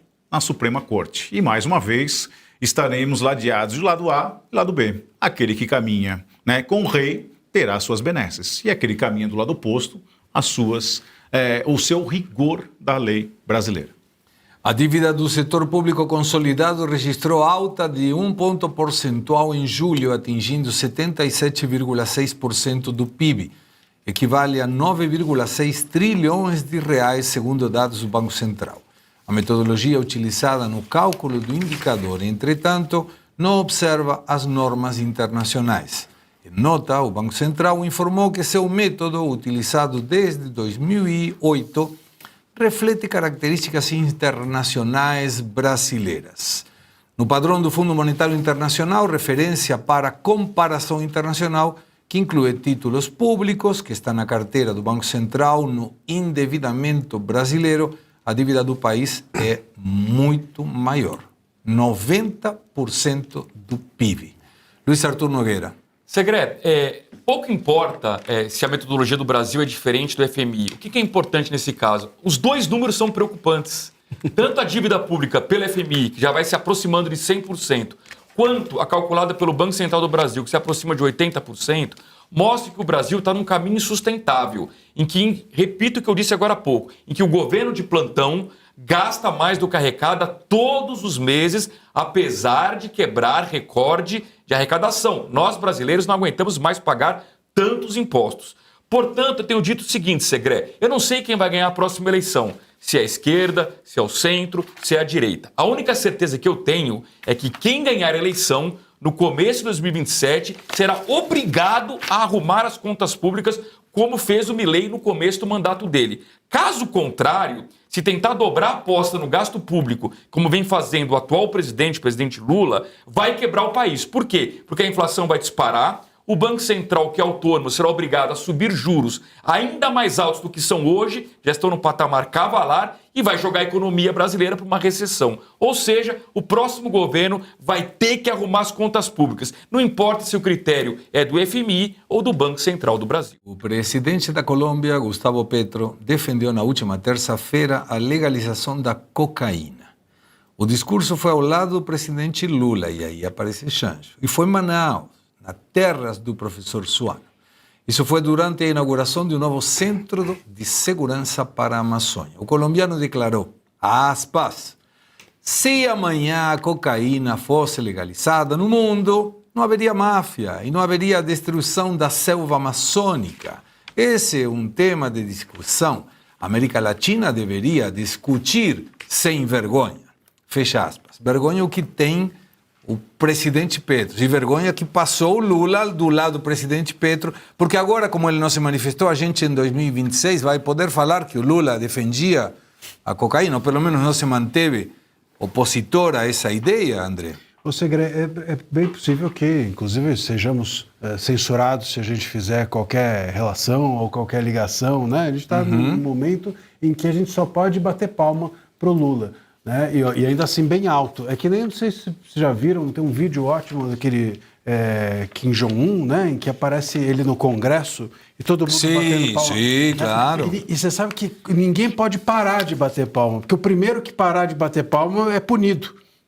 E como que para? Pois é, não para. Todo mundo fica, é o campeonato. Deve estar batendo palma até agora. Agora, quem parar é mal visto. Você pode ser o último, o primeiro não pode ser. Então, talvez seja esse o nosso destino. A gente só vê loucuras dentro do governo, a gente vê o Lula se relacionando a tudo o que é pior o tempo inteiro, né? Todo dia uma coisa nova, a gente fica espantado e, enfim, se nós, de alguma maneira, comentamos algo que desgoste, vem a AGU, vem Polícia Federal, vem isso, vem aquilo, vem uma punição aos veículos, aos jornalistas, e nós é que passamos a ser os desinformantes, enquanto as coisas que eles informam são as piores possíveis e muitas vezes mentirosas, porque, de novo, né, vamos dizer que o Lula, de novo aquela história do artigo, o Lula querendo nos convencer de que escrever um artigo em inglês, pelo amor de Deus, né? Então, assim, essas pessoas são as que estão combatendo a fake news. Mas, Emerson, não é a primeira vez que Gustavo Petro defende a liberação da cocaína. Ele teve a ousadia de fazer isso numa reunião da ONU, indicando que o petróleo era muito pior que a cocaína. São países subsidiados pelo tráfico de drogas. A Colômbia é o maior produtor de cocaína do mundo, né? A América do Sul aqui, os grandes países aí, maior produtor, né? Colômbia, Bolívia e Peru. Então há um interesse não só financeiro, mas também político por conta disso. E recentemente o Brasil tem incentivado, né, o uso, a legalização das drogas, e isso coloca o Brasil numa condição muito própria e nefasta quanto a isso.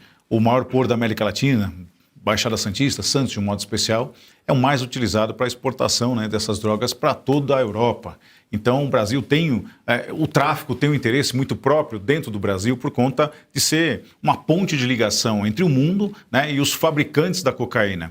Então, é um caminho do qual o governo tenta se direcionar, né, a sua bússola de moral, ela está totalmente desregulada, se alia pessoas dessa magnitude, no qual não agregam absolutamente nada para um país que vive aí a segurança pública, o calcanhar de Aquiles, que não consegue resolver e jamais vai resolver de uma forma tão simples e curta, porque o crime vem avançando paulatinamente, já se instalou como uma metástase dentro das instituições, dentre elas do próprio judiciário. Há notícias de que existe patrocínio por conta do crime organizado, de concursos públicos, de formação em curso superior e tudo mais.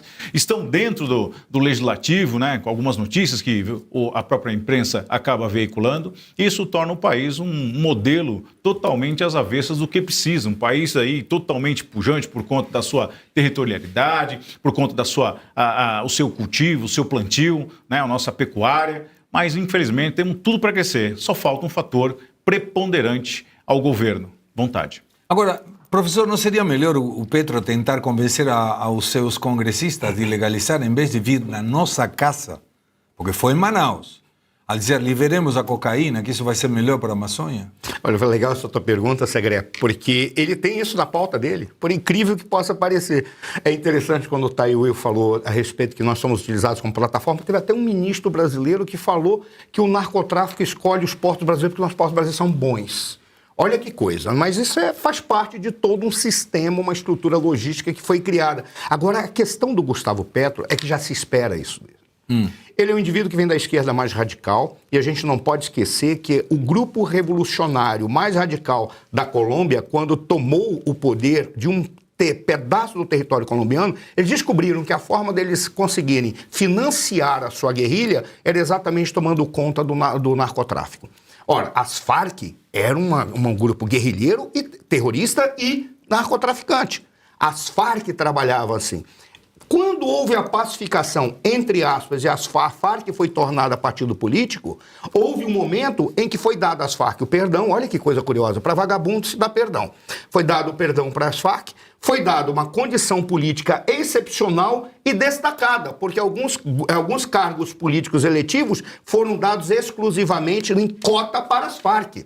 E as Farc avançaram. É lógico que, da perspectiva do Gustavo Petro, ele vê esses grupos de esquerda radicais, dos quais ele pode não ter feito parte das Farc, mas ele fez parte de outros grupos radicais, para ele isso cai como uma luva. A lógica dele é uma lógica perversa, porque ou ele é um completo desinformado, estúpido ou mal intencionado. Por qual razão?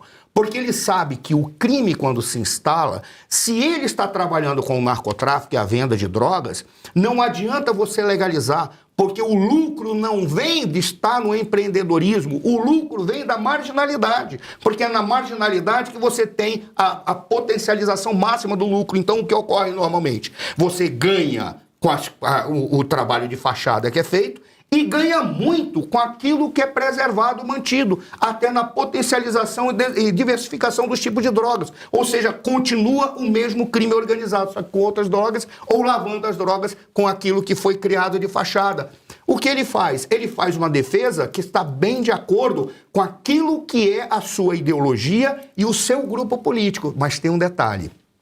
Estrategicamente, ele já está dando a resposta para dizer que os norte-americanos estão fazendo o que estão fazendo no Mar do Caribe porque eles não entendem uma coisa que pode ser resolvida exclusivamente com a pacificação e com a política. Mentira!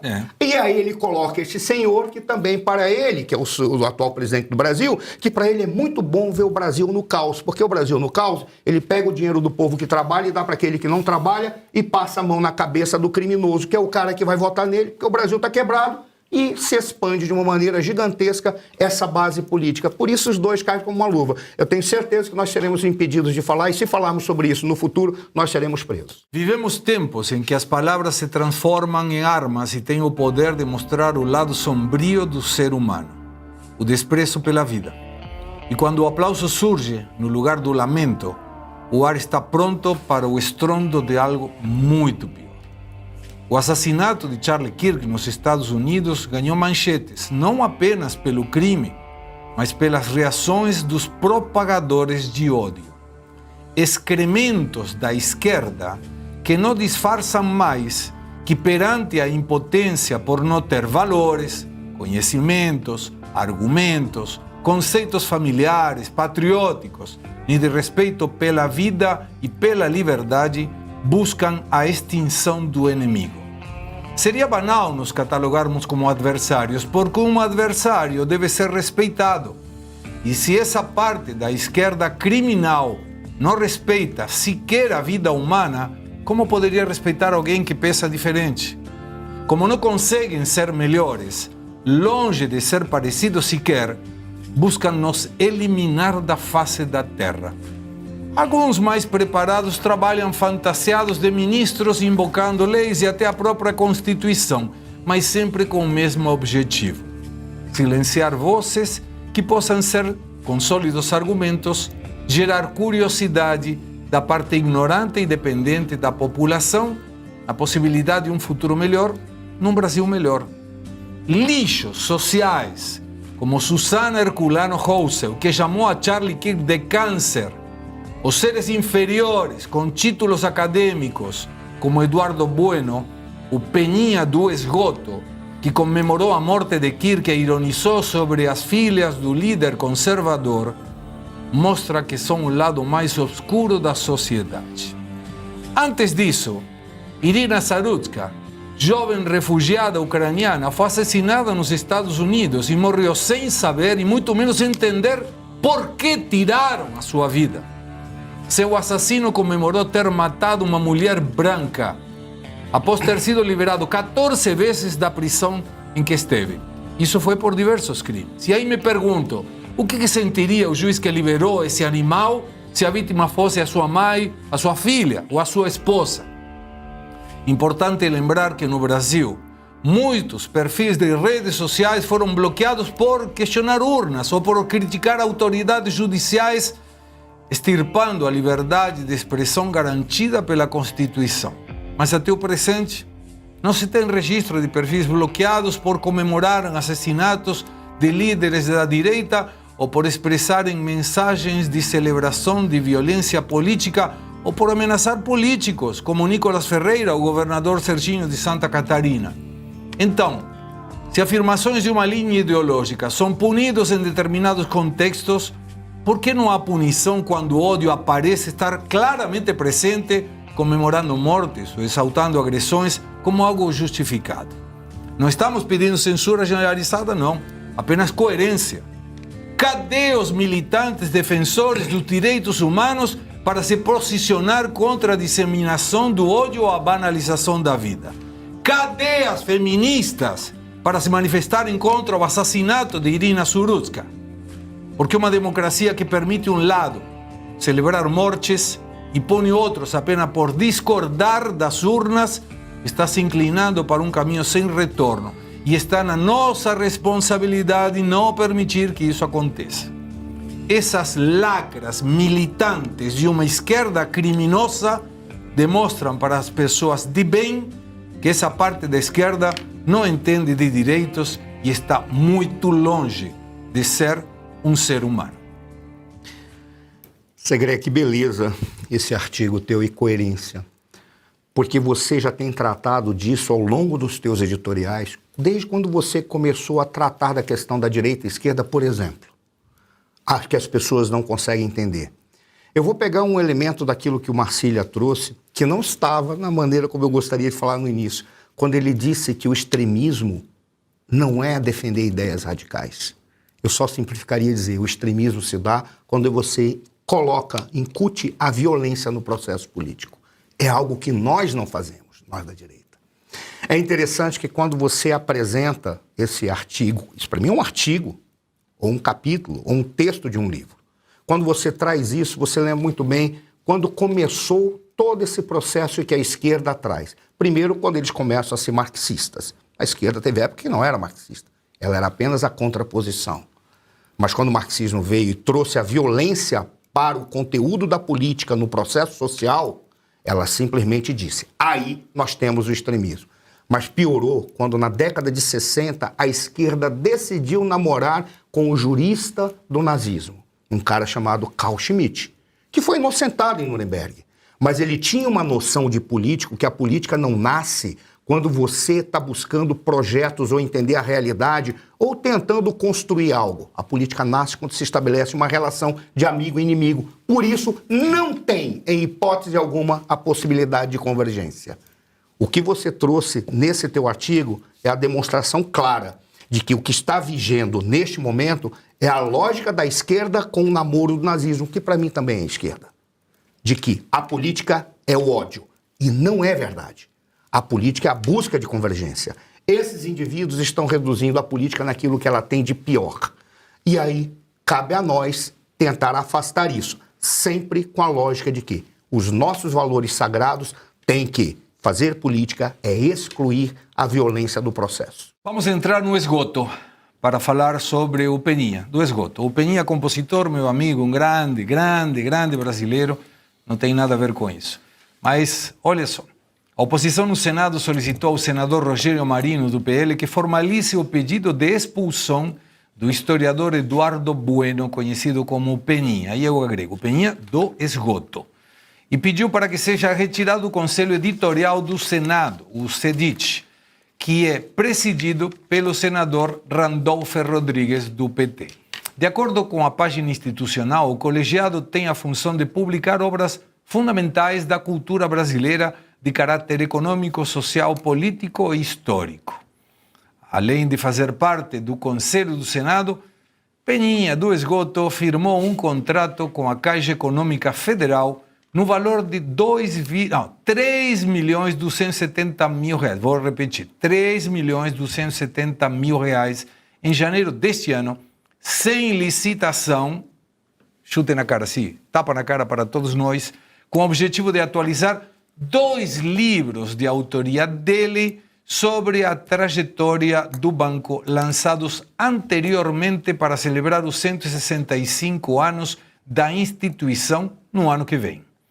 O contrato viola os seguintes princípios, e eu devo fazer menção a que tudo isso foi me enviado pelo Fernando Capes. Viola princípios da administração pública.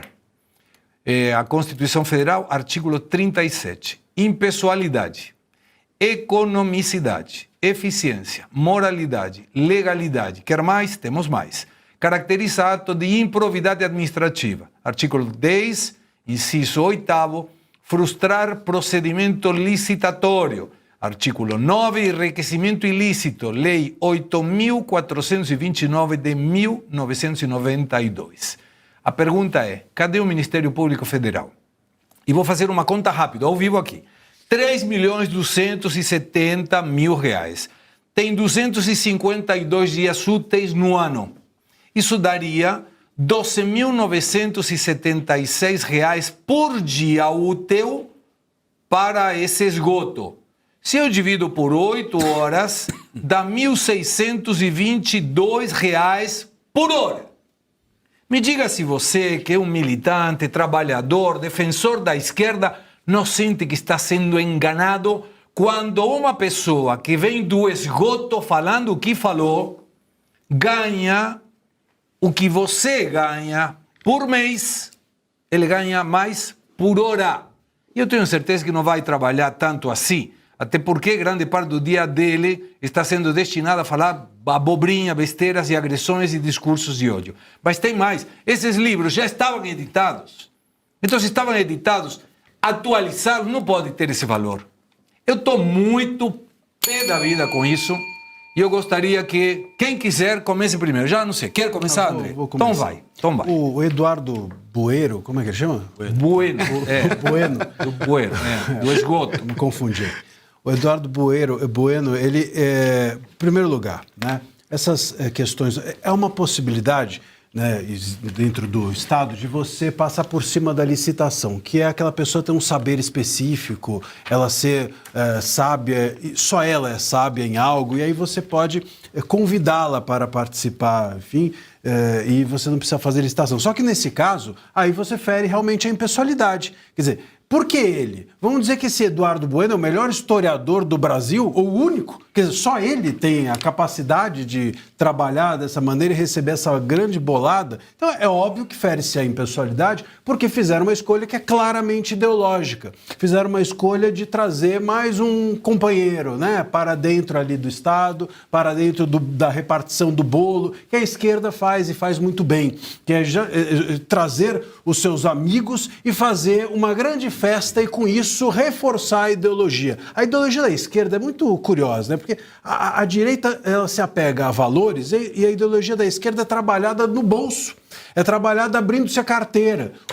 Nossa carteira. É a nossa carteira. Porque esse dinheiro não sai do bolso do Lula, não sai do bolso do deputado ou do senador que trouxe o Eduardo Bueno para fazer esse trabalho. Sai do nosso bolso. Esse é o grande problema. Então a gente tem aqui claramente uma violação da lei e também uma espécie de corrupção ideológica dessas pessoas. É disso que se trata. A esquerda vale-se sempre disso e a gente precisa ficar atento. Porque, olha, se esse episódio todo não tivesse acontecido, se esse cara não tivesse falado da besteira que falou, esses 3 milhões e tanto tinham passado em branco. Ninguém estava atento a isso.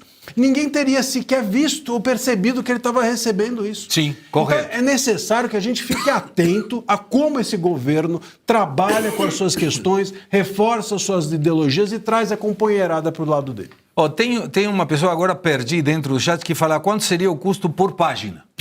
Eu fiz a conta agora, enquanto você estava falando. 3.270.000, vamos supor que cada um dos livros tivesse 250 páginas, que eu duvido. Daria R$6.540 por página. São mais de R$12.000 por dia, cara. Por dia! É uma loucura. Christian, nos dá uma luz. Eu fico assim, eu fico tentando sair um pouco da figura e tal, e do Eduardo Bueno, e pensando assim, o que mais me impressiona muito, tenho visto em várias outras circunstâncias, é a desonestidade intelectual de pessoas com quem eu convivi, inclusive o Marcelo também conviveu na nossa universidade, gente que foi nossos professores e que falam faço o que eu digo, mas não o que eu faço. Então, assim, eu tenho visto, tenho vivido isso com pessoas. O Peninha é talvez um desses milhares de pessoas que tem esse perfil de pensamento, de atuação, são intelectuais de categoria. Ele é um bom intelectual. Ele escreveu um livro interessante. Os livros de história do Brasil dele foram até revolucionários no momento lá, que eles tinham uma linguagem mais fácil, muita gente leu, eu mesmo tive acesso, achei ótimo e tal. Só que você vai cansando desse pessoal, quando ele demora um pouco, vai se mostrando aos poucos, né? Na hora que ele tem que mostrar quem ele é, você descobre isso aqui que você acabou de mostrar. Então o cara vai por terra, tá certo?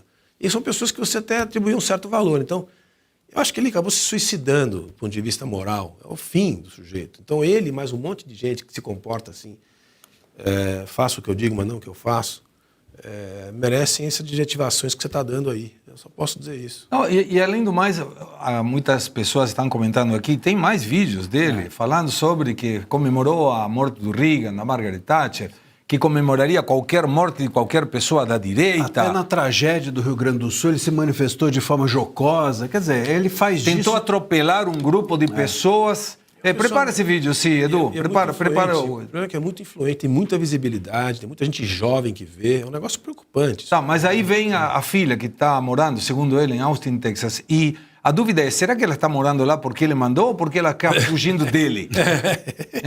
O podcast Nós na História, criado em 2021, é integrado por Peninha do Esgoto, ao lado de Luciano Potter e Arthur Gubert. Foi suspenso após a repercussão negativa das declarações do historiador. Cara, quando alguém tem um título de historiador e fala o que fala, tem alguma coisa que está errada aí. Sobre a morte do influenciador conservador norte-americano Charlie Kirk. Peninha do Esgoto chegou a divulgar um vídeo de retratação, tentou ser de retratação, após ter um vídeo derrubado pelo Instagram em que debochou o assassinato do conservador Charlie Kirk e que afirma que a morte teria sido boa para suas filhas, mas manteve as agressividades e as opiniões sobre o assunto. Professor Swan. Segredo, vamos direto. Eu gostaria só de tratar de uma coisa que eu acho que é importante no que foi falado anteriormente. Primeiro, eu não vou nem chamá-lo de Peninha, para não ofender um apelido que é tão carinhoso porque é vinculado Sim. dos maiores artistas. Essa pequena pena, essa coisa, já que ele chama todo mundo de coisa, ele se colocou na possibilidade de receber a mesma forma de tratamento. Mas vamos colocá-lo como pequena pena. Esse indivíduo não é só uma questão dele ter se tornado uma figura já caricaturesca de si mesmo. Ele é uma caricatura do historiador. Talvez ele tenha escrito realmente boas obras num determinado momento, mas pela linguagem, mas não pela abordagem. Por exemplo, teve um momento que eu assisti uma entrevista dele no Jô Soares, em que ele... eu li quase 6.000 documentos sobre um determinado indivíduo, chamado Góes Monteiro. Ele vai e reduz o Góes Monteiro numa única frase sobre algo que ele ouviu falar. E isso foi vendido como se fosse a verdade absoluta da história do Brasil. O Góes Monteiro foi um general que fez a Revolução de 30, ponto. Ou seja, ele é ideológico. E por que eles se comportam dessa maneira, os historiadores no Brasil? Porque eles fazem uma abordagem da história quase que exclusivamente da metodologia marxista. Eles ignoram as outras metodologias para estudar a história. E ele venceu, como historiador, por uma razão muito simples. Seus amigos, que ficam fazendo uma corte em volta dele e um passa para o outro. E tome a dar medalha, tome a dar contratos, tome a trazer para fazer assessoria. Então eles criam uma espécie de tribo endogâmica. Ninguém entra e eles ficam se cortejando. A partir daí vem esses contratos imundos, como esse que ele recebeu, porque isso é um contrato imundo. E onde que é o que eu gostaria de trazer, que para mim me parece ser o mais essencial? Eu não consigo entender por que existe a porcaria de uma editora do Senado para estar produzindo livros sobre a história do Brasil. Que ninguém deve ler. E não tem por que existir isso. Para que existe Senado? Já começa. Mas não tem nem por que existir uma editora do Senado.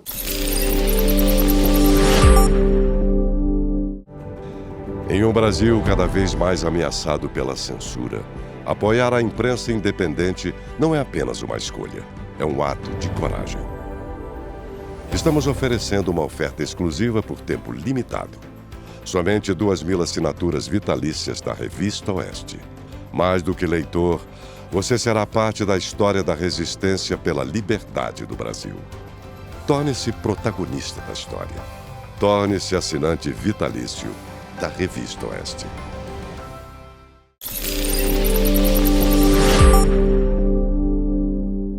Representantes dos Estados Unidos e da China acertaram um plano que prevê a transferência do TikTok para um grupo norte-americano. A decisão ocorre depois das 2 rodadas de negociações em Madrid, na Espanha. O modelo, de acordo, ainda precisa de aprovação do presidente Donald Trump e do ditador Xi Jinping. Ambos agendaram uma nova conversa para a próxima sexta-feira. Trump confirmou o avanço nas tratativas com uma postagem na sua rede social.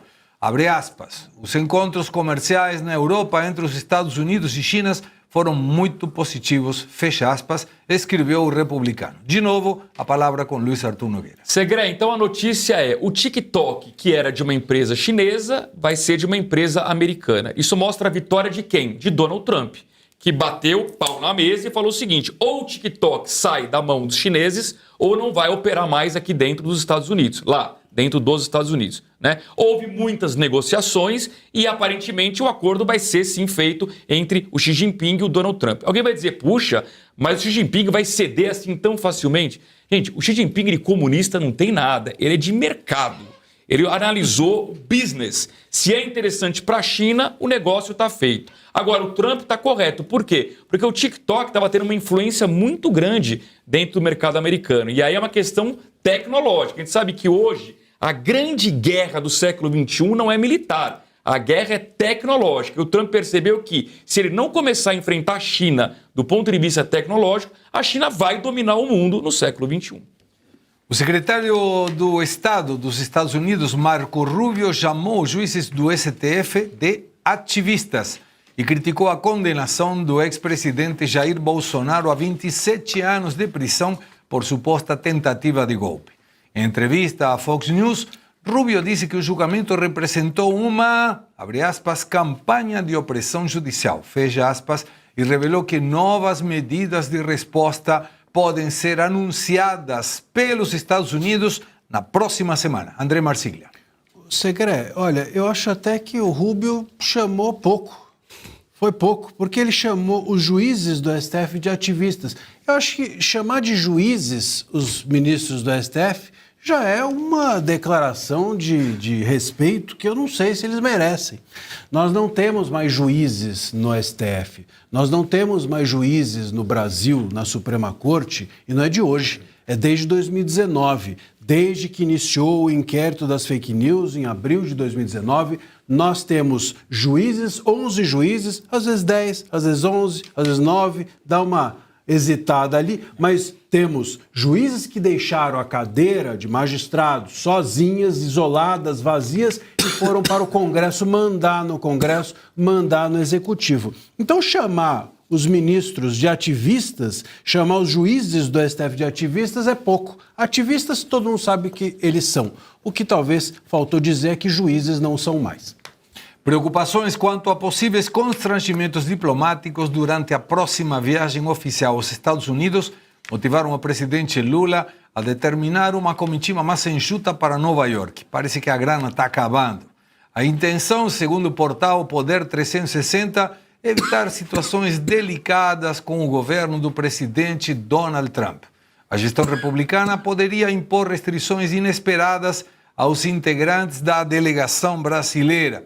Professor Suano, fale contigo. Bom, constrangimentos haverá. Isso é público e notório, isso já é consagrado, já está determinado. Por qual razão? Porque a própria postura do presidente brasileiro nessa Assembleia Geral será de fazer críticas às atuações americanas no cenário internacional, sob a alegação de que ele deseja defender a soberania brasileira. O que demonstra que ele não está bem assessorado, os indivíduos que o assessoram não sabem corretamente a definição de soberania, não sabem corretamente a definição de diplomacia, não sabem corretamente a definição de relações internacionais, de política externa e de organismos internacionais. E ele vai lá apenas para fazer uma política demagógica. Muito provavelmente, o presidente Lula vai tentar resgatar aquela postura daqueles contestadores da esquerda que ao longo do século XX aproveitavam, ficavam horas, não é o caso, mas ficará um tempo falando, para dizer que é o porta-voz daqueles que são os excluídos ou perseguidos pelo imperialismo, o que é uma grande bobagem. Agora, eu até sei, identifico que sim, ele imagina que esteja pouco dinheiro, mas não se preocupa com isso, porque o dinheiro não é dele, é o dinheiro do povo brasileiro. Então ele pode levar a quantidade de pessoas que ele quiser. O que ele percebe é que aquele grupo de pessoas que poderá ir, porque muitos estão preocupados em bater foto ao lado dele, muitos já estão preocupados. Aqueles que ele poderá levar simplesmente serão mal vistos e por isso poderão trazer mais constrangimentos. O que a gente espera, e aí é que para mim está um dado que eu estou ansioso para verificar. Normalmente o Brasil faz abertura, não tem nada de protocolar, nada disso. É uma tradição que foi desenvolvida a partir de um determinado momento, não é obrigatório. E até algumas pessoas dizem que o Brasil fala primeiro, faz a abertura, porque o segundo são os Estados Unidos, precisa dar tempo para as pessoas chegarem. O Brasil vai exatamente para preparar a sala. Alguns falam isso, o que é uma indelicadeza com o Brasil. Sim, claro. Mas eu não tenho certeza de que haverá ou poderá, sei lá, por alguma razão, algo pode acontecer. E mesmo assim, se o Brasil for e fizer a abertura da maneira como o Lula quer, é bom ele se preparar. Porque o Trump é capaz de simplesmente improvisar e dar-lhe uma paulada, como poucas vezes o Brasil já recebeu, por culpa deste senhor e o sem merecimento do Brasil. Tem que ver se as pessoas que vão tenham visto em dia, né? Não sei que cheguem lá e falem, você não pode entrar. Barroso já passou a fazer eventos, né, online, eventos internacionais online. Tá usando aí E o filho não voltou, né? A gente vai se adaptando com as novas medidas. Bom, a outra pauta, vamos lá. Apenas Jair Bolsonaro pode convencer Tarcísio de Freitas a disputar a presidência em 2026. Sem o chamado do padrinho político, o governador de São Paulo buscará a reeleição ao Palácio dos Bandeirantes. Tarcísio deixou de participar em eventos fora do estado, incluindo entrevistas e manifestações populares, para demonstrar sua intenção de permanecer em São Paulo. Abre aspas para o governador. Se quisesse ser presidente, estaria rodando o Brasil. Fecha aspas.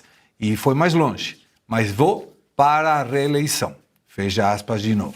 Parece, Christian, que o governador está manifestando o seu alinhamento com quem o colocou no governo de São Paulo. Devemos lembrar que o governador Tarcísio de Freitas não é de São Paulo.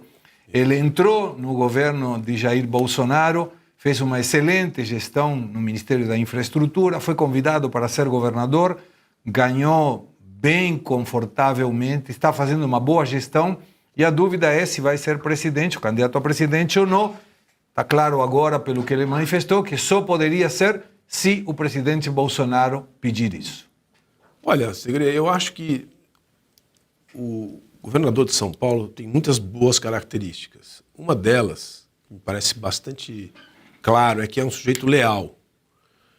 E eu acho, por isso mesmo, que ele vai realmente depender da decisão do ex-presidente. Quer dizer, por mais pressão que haja, e não é pequena, de que ele, em algum momento, independente da vontade do presidente Bolsonaro, coloque seu nome à disposição nacional. Eu vejo gente grande do empresariado, do agronegócio, da indústria, que gostaria que isso acontecesse. Eu mesmo tenho simpatia por ele.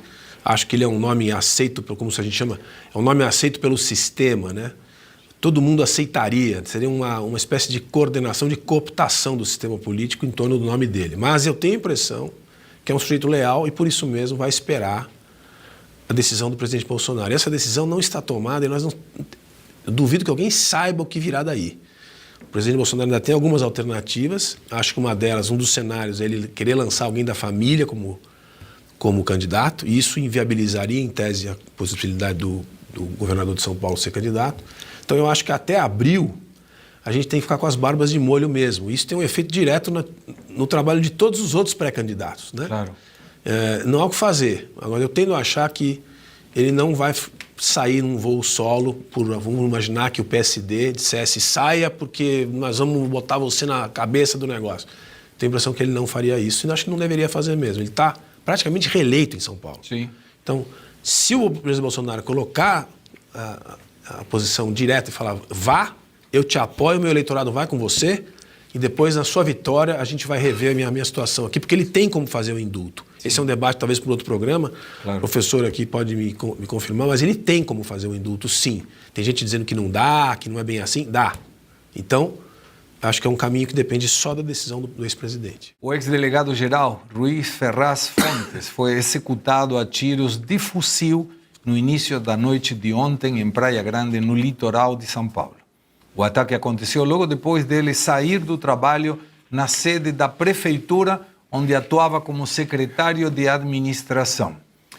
Fontes havia encerrado o expediente pouco antes das 18h20 e dirigiu um carro diferente do que ele usava habitualmente. Naquele dia, deixou de utilizar o carro blindado que acostumava dirigir. A ausência de proteção foi considerada determinante para o desfecho do atentado. A Secretaria de Segurança Pública de São Paulo formou uma força-tarefa para capturar os autores do assassinato do ex-delegado-geral da Polícia Civil. O secretário Guilherme Derrite informou que o caso recebeu prioridade máxima do governo estadual. Segundo ele, a investigação deve contar com um grupo de atuação especial de combate ao crime organizado oferecido pelo Procurador-Geral de Justiça. Ruiz Ferraz Fontes tinha 68 anos e havia dedicado mais de 40 anos ao serviço público. A polícia trabalha com a hipótese de que o PCC tenha ordenado o ataque. Conforme a Secretaria de Segurança Pública de São Paulo, a linha de investigação indica para uma retaliação direta ao histórico ex-delegado no combate à facção. Estamos falando de um ato de vingança, claramente, André. Claramente, Segre. Era um delegado que historicamente combatia o crime, que historicamente estava dedicado a combater facções criminosas, em especial o PCC, responsável por diversas dessas prisões de líderes importantes, inclusive do PCC. E aí a questão que eu deixo é a seguinte: o que falta para nós todos nos tocarmos de que estamos próximos de virarmos, se é que já não viramos, um narco-estado? Né? O que falta para as autoridades entenderem isso e passarem a trabalhar com essa realidade? O que falta até para nós, enfim, imprensa e sociedade, assumirmos isso como uma realidade. Porque o Estado, quando deixa de se manifestar da forma que deve a respeito disso, se torna cúmplice. Esse crime, eu entendo que o Estado é cúmplice dele, justamente porque nós estamos tardando a percebermos que estamos diante da possibilidade real de ficarmos por completo na mão do tráfico de drogas. E tem um ponto aqui que é o pior de tudo nessa história, é que a gente passa o dia inteiro escutando que o ministro Moraes está vendo se o Bolsonaro ficou 5 minutos ou não parado, que parece até pior que a mulher da gente, né? Dá 5 minutos e não pode ficar 5 minutos e vai atrás e intima isso, intima aquilo. Gastos imensos do Estado com esse tipo de coisa, gastos com fake news, combate a besteiras, coisas que são totalmente supérfluas, um julgamento de golpe de Estado completamente fake. Enquanto isso, o golpe de Estado real está sendo dado por essas facções que estão tomando conta do país e o Estado em silêncio. Segré, uma informação até para ajudar no nosso comentário. Existe também uma outra linha de investigação que poderia ter envolvimento de policiais que foram afastados pelo delegado durante a gestão dele. Então, assim, pode ser PCC, podem ser policiais, é que a gente pode chamar policiais que fazem isso de policiais, né? Então, não está muito claro ainda. Agora, para mim, o ponto central, e o Marcília tem toda a razão, é que há um grande erro, na minha opinião, como a gente trata as autoridades depois que elas se aposentam. Esse delegado estava aposentado, trabalhando lá em Praia Grande, mas o fato é o seguinte, a pessoa combate o crime durante 40 anos, se aposenta e ela perde a proteção do Estado, então tem uma coisa muito errada. Ele tinha que ter proteção para o resto da vida, né? Porque, afinal de contas, é óbvio que ele tem muita gente que odeia os bandidos do PCC e, inclusive, policiais que ele foi lá, puniu por má conduta. Então, é muita gente querendo vingança contra essa pessoa. Essa pessoa não pode estar desprotegida como ela estava nesse lamentável episódio. Agora, parece que sempre acostumava ir com um carro blindado. Justo nesse dia, não foi com carro blindado. E tem uma informação agora do Portal UOL que diz que o suspeito identificado por morte do ex-delegado passou por ala do presídio ligado ao PCC, segundo o promotor. Mas a tua linha de raciocínio não pode ser descartada. Sim. Estamos falando de uma morte. Christian. Não, olha, coisa de profissional. Pelo filme você vê que um dos bandidos, ou um dos atores do caso, ele se posiciona na proteção dos outros, né? Coisa de gente que sabe o que está fazendo, né? Não é uma coisa. Coloca, de gente... Edu, de novo o vídeo, se Parece puder, filme, então, né? enquanto o Christian fala. Um sai para a esquerda e fica cuidando de um flanco, enquanto os outros vão fazer a operação de assassinar o delegado. Eu acho que nós estamos diante de um quadro, tentando responder a questão que o Marcília colocou. Como é que a gente ainda não, do ponto de vista de Estado e de sociedade, tomou providências para evitar que isso aconteça? Não tomou porque o tráfico, digo, a criminalidade, a contravenção já está dentro do Estado. Está no Congresso Nacional, tem bancada na Câmara dos Deputados, tem bancada no Senado, tem amigos pessoais, entre esses que foram presos agora na operação aí dos combustíveis, que mobilizou 350 bilhões de reais, que é o PIB do Líbano, para a gente ter uma ideia do tamanho do problema, que esses caras oficialmente já movimentaram nessa operação dos combustíveis. Essa dimensão das coisas. Como é que isso acontece tantos anos e ninguém viu, ninguém conseguiu fazer nada? Porque tem muita gente levando, inclusive gente do sistema de poder. Então nós estamos no caminho, sim, da mexicanização do Brasil. Eu acho que ainda tem chance de arrumar, mas está acabando o tempo. Agora, Christian, eu prestava atenção agora, não tive a oportunidade de ver antes o vídeo, e pelo que parece, o delegado estava fugindo desse carro. Isso. E ele bate contra um ônibus e capota, né? Contra dois. Põe de novo, por favor. Deu muito azar, né? Muito azar. Por favor, coloca de novo e depois o comentário do Bate no professor primeiro, o primeiro joga para contra o segundo. Temos como colocar de novo o vídeo? Aí, pronto. Aí ele está fugindo. Isso, olha lá. Já Carro do delegado. Aí ele bate contra o azar, bem na hora o ônibus. E fica no meio entre os dois. Agora vê a saída desse, ó. Esse para proteger ele está se protegendo, todos com colete antibalas. Inclusive, Segré, disseram da hipótese de ser policial pelo modo de agir, pela forma como se deslocam, entendeu? É como se fosse algo treinado por policiais. Por isso a hipótese de serem policiais. Mas claro que o PCC, para mim, é o mais provável, né? Mas em todo caso, é bem provável. Não se descarta nada, né? Qual é a tua opinião, professor Suano? Primeiro, como o DERIT está tratando de criar já uma força-tarefa, o DERIT é muito sério. É um cara muito competente, muito sério. Espero não estar enganado. E eu sei que ele vai descobrir tudo aquilo que é necessário. Agora, não precisa avançar muito, tá? Primeiro ponto, você falou, ele foi com um carro não blindado e saiu fora do horário. É óbvio que alguém de dentro da prefeitura cantou. Porque todos estavam preparados para ele sair ou com o carro blindado ou no horário que ele sai sempre. Para eles já estarem preparados e chegarem da forma certa, de dentro da prefeitura, certamente alguém cantou. Significa o quê? Ele já foi...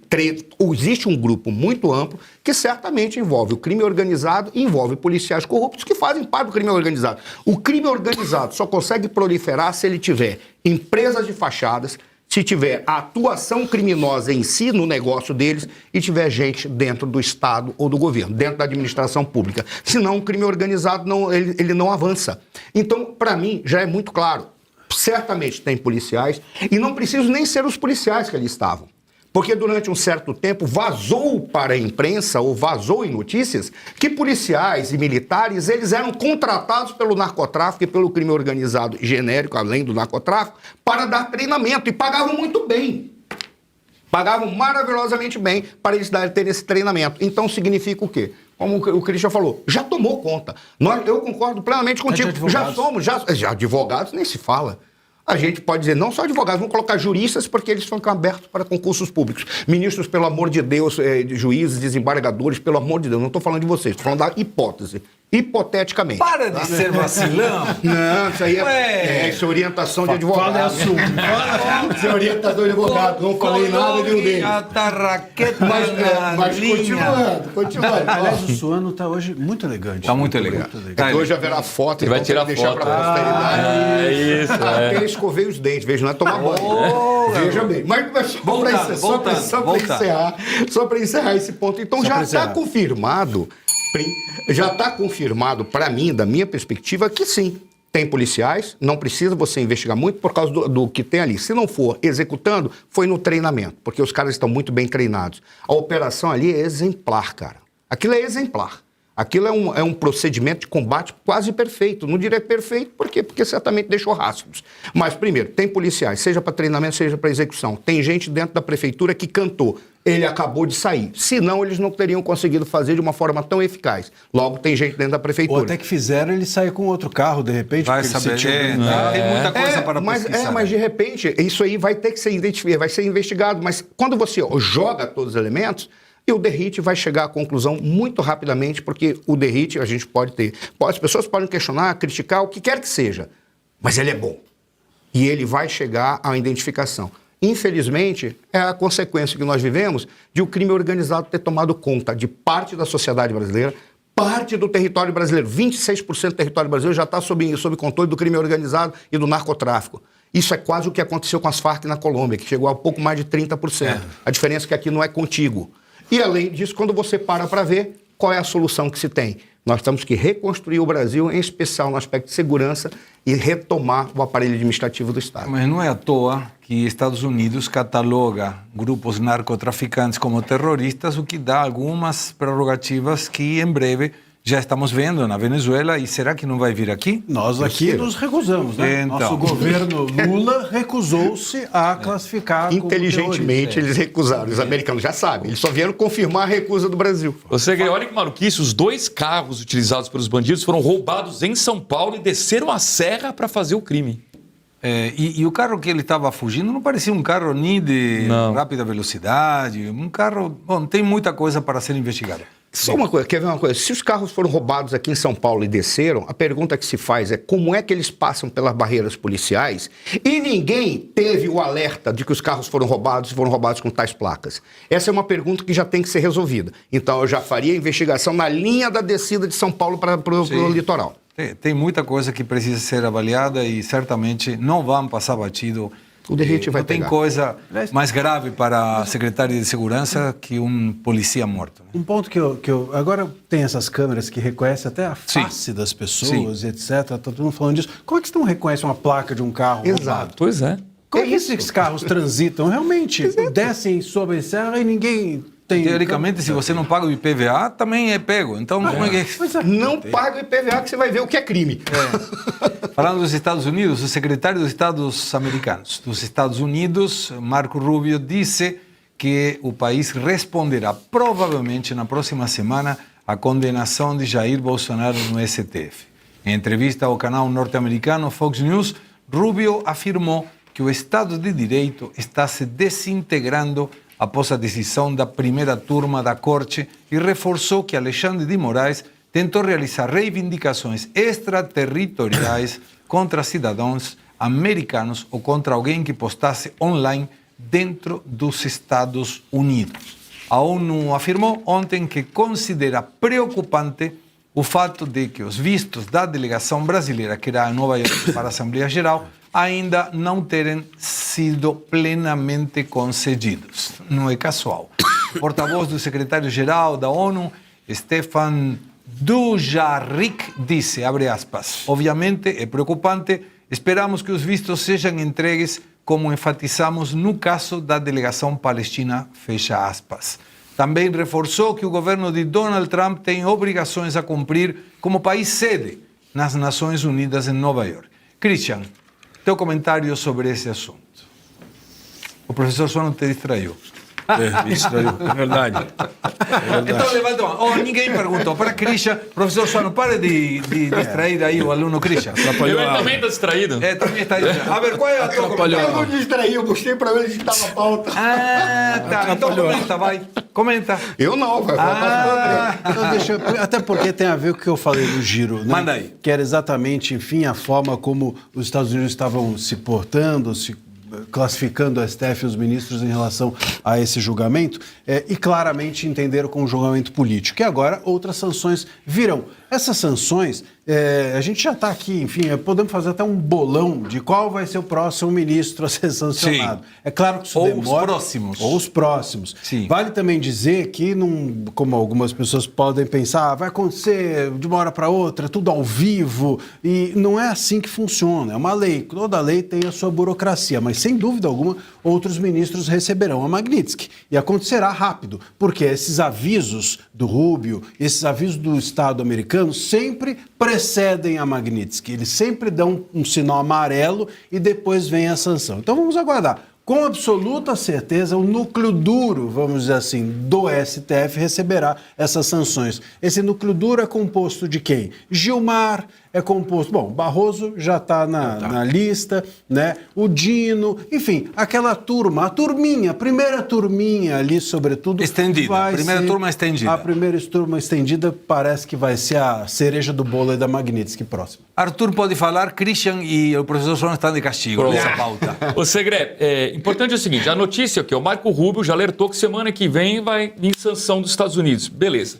Né? Eu concordo com o Marcílio, espero que seja lei Magnitsky. Eu acho que a questão é política, a questão é não respeito à democracia, não respeito à Constituição, portanto são pessoas aqui no Brasil que não estão respeitando, é lei Magnitsky contra pessoas. Qual é o meu temor como analista econômico? É que além da lei Magnitsky, o Trump resolva aumentar a tarifa contra o Brasil, a tarifa comercial. Já é 50%, pode aumentar para 75%, para 100%. Isso seria ruim, por quê? Porque daria para a esquerda a narrativa de que a família Bolsonaro, junto com o Trump, está trabalhando contra as empresas do Brasil, contra empregos, gerando demissões, o que é uma narrativa mentirosa, mas que certamente seria utilizada na eleição. Então eu faço apelo ao presidente Trump.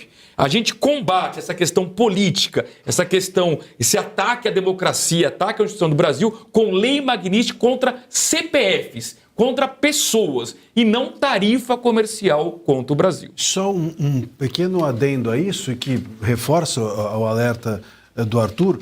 O governo Trump chamou de medidas. Virão medidas na semana que vem, não sanções. Isso reacende essa possibilidade que não seja necessariamente a Magnitsky ou só a Magnitsky. Muito se fala de fascismo. Referentes e dirigentes da esquerda afirmam em forma constante e permanente que a direita é fascista. Mas poucos desses dirigentes, e muito menos os dissonantes cognitivos militantes da esquerda, pararam para pensar que não tem nada mais parecido ao fascismo que a própria esquerda. Vejamos a definição de fascismo do Instituto Mises. Abre aspas. O fascismo é o sistema de governo que opera em conluio com grandes empresas, as quais são favorecidas economicamente pelo governo, que carteliza o setor privado, planeja centralizadamente a economia subsidiando grandes empresários com boas conexões políticas, exalta o poder estatal como sendo a fonte de toda ordem, nega direitos e liberdades fundamentais aos indivíduos, como a liberdade de empreender em qualquer mercado que queira e a liberdade de expressão, e torna o poder executivo o senhor irrestrito da sociedade. Fecha aspas. À luz desses critérios, vamos comparar os governos de Lula e Bolsonaro para ver qual dos dois é mais fascista. No caso do Lula, o conluio com grandes empresas é evidente nos escândalos de corrupção do passado envolvendo empreiteiras e contratos bilionários. A cartelização do setor privado foi registrada em investigações como a Lava Jato, em que grupos de empresários combinavam preços em troca de favores estatais. O planejamento econômico centralizado também foi marca registrada. Políticas de empréstimos a taxas subsidiadas para amigos do poder via BNDES e forte intervenção estatal em setores estratégicos. Além disso, a exaltação do Estado como solução de todos os problemas sempre esteve presente em seu discurso. E hoje vemos o avanço na tentativa de controle estatal, desejando regulamentar redes sociais para limitar liberdade de expressão, especialmente quando de críticas ao governo e aos seus aliados do Poder Judicial se trata. Já no governo Bolsonaro, a relação com grandes empresas não se estruturou em esquemas de cartelização. Pelo contrário, seu governo buscou reduzir estatais e ampliar presença do setor privado. No planejamento econômico, houve mais espaço para o mercado, ainda que com políticas pontuais de subsídios sociais, como o auxílio emergencial durante a pandemia. Na questão do poder executivo, Bolsonaro frequentemente esbarrou em resistências do judiciário e do legislativo, o que limitou qualquer tentativa de concentração irrestrita do poder. Apenas como exemplo, o STF limitou 120 ações do Poder Executivo. Em perspectiva, foram quase 2 restrições a Bolsonaro por semana por parte do STF. Em termos de liberdades individuais, sua retórica defendia menos intervenção estatal, especialmente na economia e no direito de defesa do cidadão.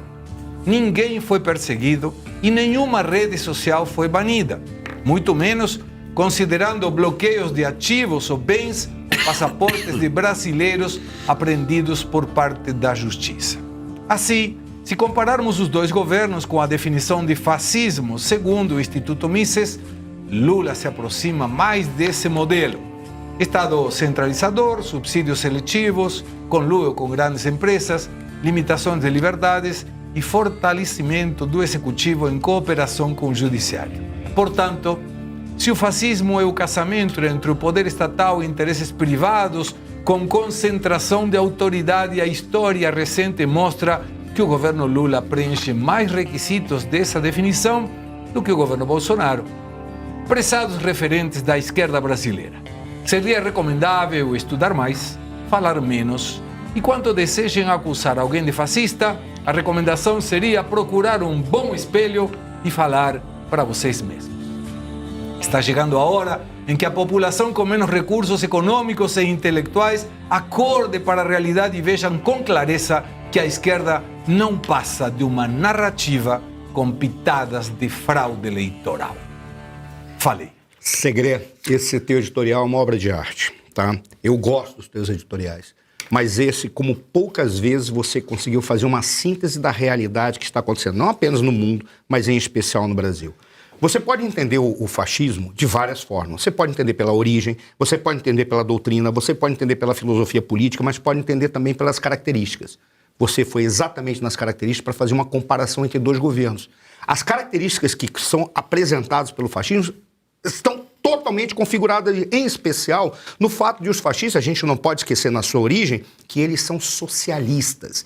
Eles apenas avançaram nas perspectivas marxistas porque eles diziam assim, sim, continua a luta de classe, mas a gente pode superar a luta de classe tornando a sociedade homogênea, é uma coisa só, esquecendo as diferenças. Para isso que eles precisavam de um princípio de liderança e usar da violência no processo político para calar o seu opositor, porque assim todos seriam homogêneos.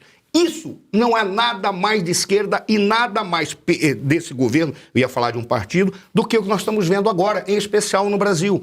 E é interessante que quando você pega e vê essa origem socialista e a comparação que pode ser feita, somente o fascismo fez a ideia, usou a ideia de fechar um acordo com os campeões nacionais da Itália e da Alemanha, para que eles dessem poder, dinheiro e força para que eles calassem o povo dentro de uma ideia que era para eles era a mais plena e absoluta. As sociedades avançam e a sociedade perfeita eles chamavam de Estado. O Estado é o ápice da sociedade. Por quê? Porque o Estado é manter a ordem e manter todos homogêneos. Por isso que eles precisam calar todos.